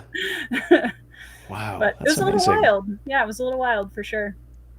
Um, Rita Hayworth, is that? I'm assuming I live under a rock too. Is that? I'm assuming that's a King novel. I wouldn't know. You're asking the wrong person. I don't know. Dad, you're still in the chat. Help us out. Help. I think I am, Sal. I'm so sorry. No, no. Now everyone's going to get upset. When I did my most controversial video on my channel is probably my popular series I'm DNFing. Yeah, I mean, with a title like that, you're kind of asking for it, though. I was, and I like one of my favorite comments from that video was somebody just comment, "This is a massacre." I was like, I mean, depends on your perspective, but yeah, kind of. Because I've bounced off of a lot of popular series, and I'm so sorry, guys. It's fine. I think my favorite comment that we've ever received is oh man, I can't remember how long ago it was, but they said something about like, yeah, this John guy's all right. He's high energy. I really like him. That young guy's a douchebag. Oh my gosh. And my dad replies to every comment. Yeah, yeah, So yeah. he replied, "Never heard my son talked about that way before. LOL." And the guy replied to that was like, "Yeah, I saw that you replied to every comment and thought this is gonna be real awkward." I still reply to all the comments to it. It is, you get some bangers sometimes. Yeah. You're just like, so I respond to everything. How am I going to respond to this? Yeah, you can always pull the classic Mike's book reviews out and just say thanks for watching. It's the go-to, man. It works It every is. time. You It just kill him does. with kindness. It does work. It does, yeah. So most of the time, sometimes I do get a little. My red hair starts to show, and I do get a little snarky every once in a while, depending on the comment. But most of the time, it's a thanks for watching, which I also do say genuinely to both them and the people that I like who are being nice on my Yeah. channel. So if I've ever responded to you, thanks for watching, don't immediately assume that that's. I'm Tori just hates like, you. yeah. But the other one is just like, have a great week. you know, like, I hope your week is better than it is right now. Yeah, all the fun things you get to deal with when you're a Booktube celebrity, People are strange. quote unquote. Yeah. The other thing, and I don't know if you guys have had to deal with this much, but when people are like shocked that you're talking to them, Yeah, that's weird. it's so weird. Like, we're not that cool, guys. No. We're just here. I'm trying to think of an example, but I can't think of it. Anytime it happens, we're like, "Whoa, you responded." It's like, "Yeah, I'm just a dude. I'm I just a dude. I'm on lunch break right now eating a sandwich." It's not that, it's not a romanticized moment. Yeah. Well, kind of in closing, because I've kept you for over 2 hours now, and I really appreciate your time. I thank Um, you for having me. oh gosh, yeah. So, of the books that you've read so far, Yeah. would you be willing to leave the audience, whether replay or in the chat, with a book that you think they all should definitely check out and have on their TBR? Oh. Uh, See, here's the trouble, because should it be a book that I feel like people haven't read? And is there a book I've read that other people haven't read? Just like a book that really meant a lot to you, or a book that you really think deserves a TBR spot. Because I I know would it's say, hard to make a blanket recommendation. I get that. yeah, Yeah. I would say Sea of Tranquility. Okay. That's one that I feel like maybe not enough people have read, at least maybe in Okay. the Booktube community. Yeah. It's Emily St. John is obviously doing pretty well without my help, but It's okay. Sea of Tranquility is really great. It's a one that's it's a sci-fi book, but not. Oh man, it's Janny Wirtz. Yes, Janny Wirtz is another one. Please God, read Wars of Light and Shadow and everything that Tori mentioned at the top of this. All of them. Yeah. The Gallant audiobook is out now, narrated by Zachary Shea, who did a fantastic job. Pick it up on Janny's website.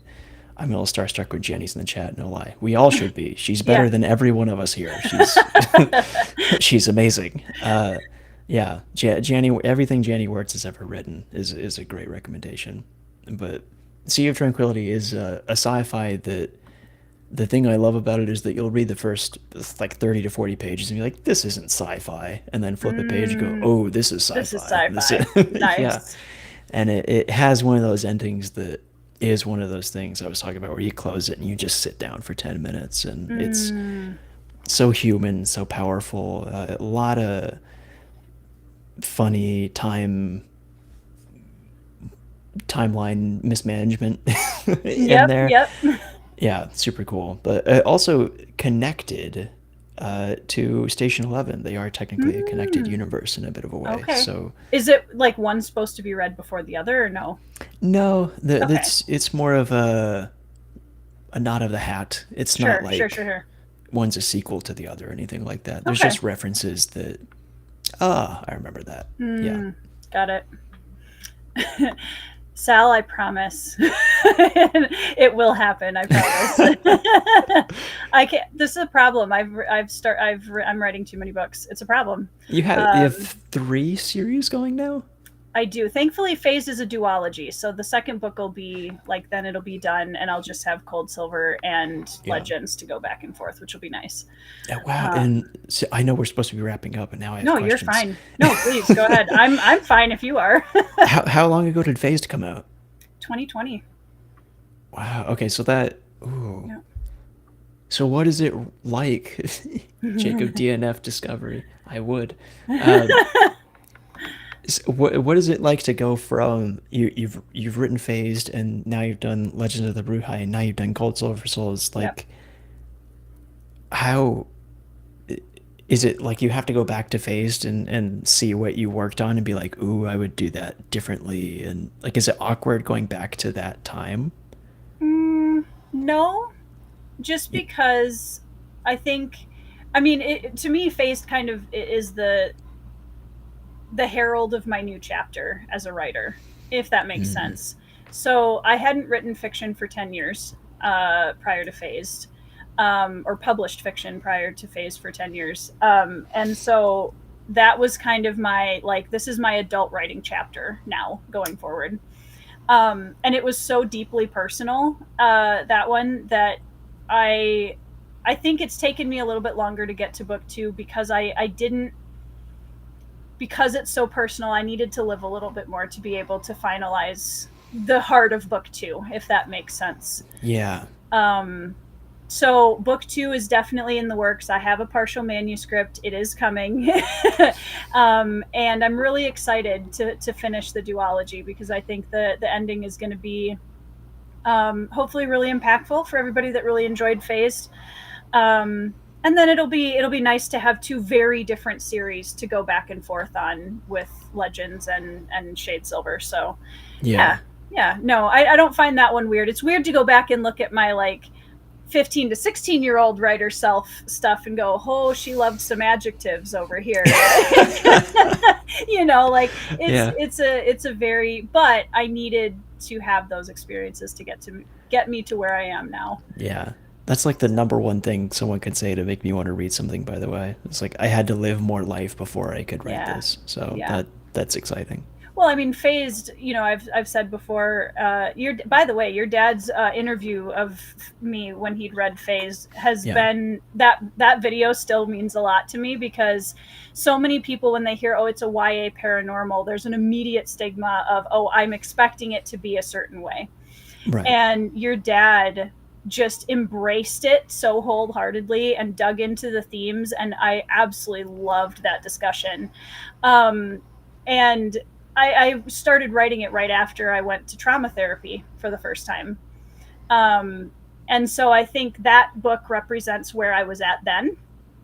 Book 2 is going to represent the next phase of the healing journey, if that makes sense. Yeah. So I needed to have that next phase before I could write it.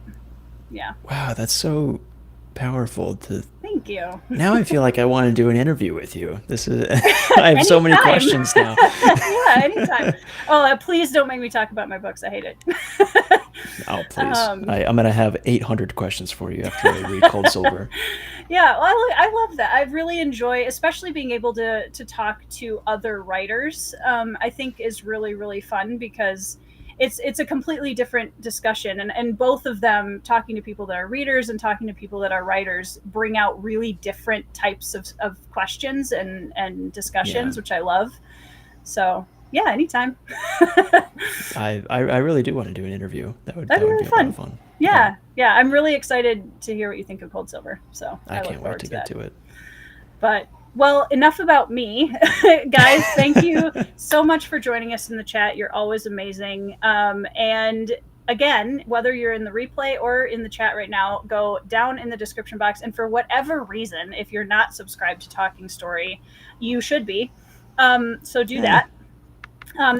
They're okay. Like, it's, you know, it's okay content. So check it out. Yeah. Oh my goodness. Okay, hold on. Yes, really quickly to answer this, there will be a novella by the end of this year, or just at the turn of the year. Oh, really? For Legends. So yeah, I totally agree, Derry. All right, you guys are awesome. Jacob, thank you so much for graciously sharing your time. Oh, thank you. And this coming was so on the much channel. fun. Yeah, thank you for anytime. Having me. Anytime. I love getting a chance to chat with you guys, and it's been really fun to kind of get to know each of you individually. And I will definitely bother your mom next. Please do. I would love for you to have her on. That would be so cool. That would be very cool. Yeah. But thank you so much. Everybody go check out their channel, and Discovery by Jakob Minton. And you all are amazing. I hope you have a fantastic week. I hope you're reading some 5-star reads, and we will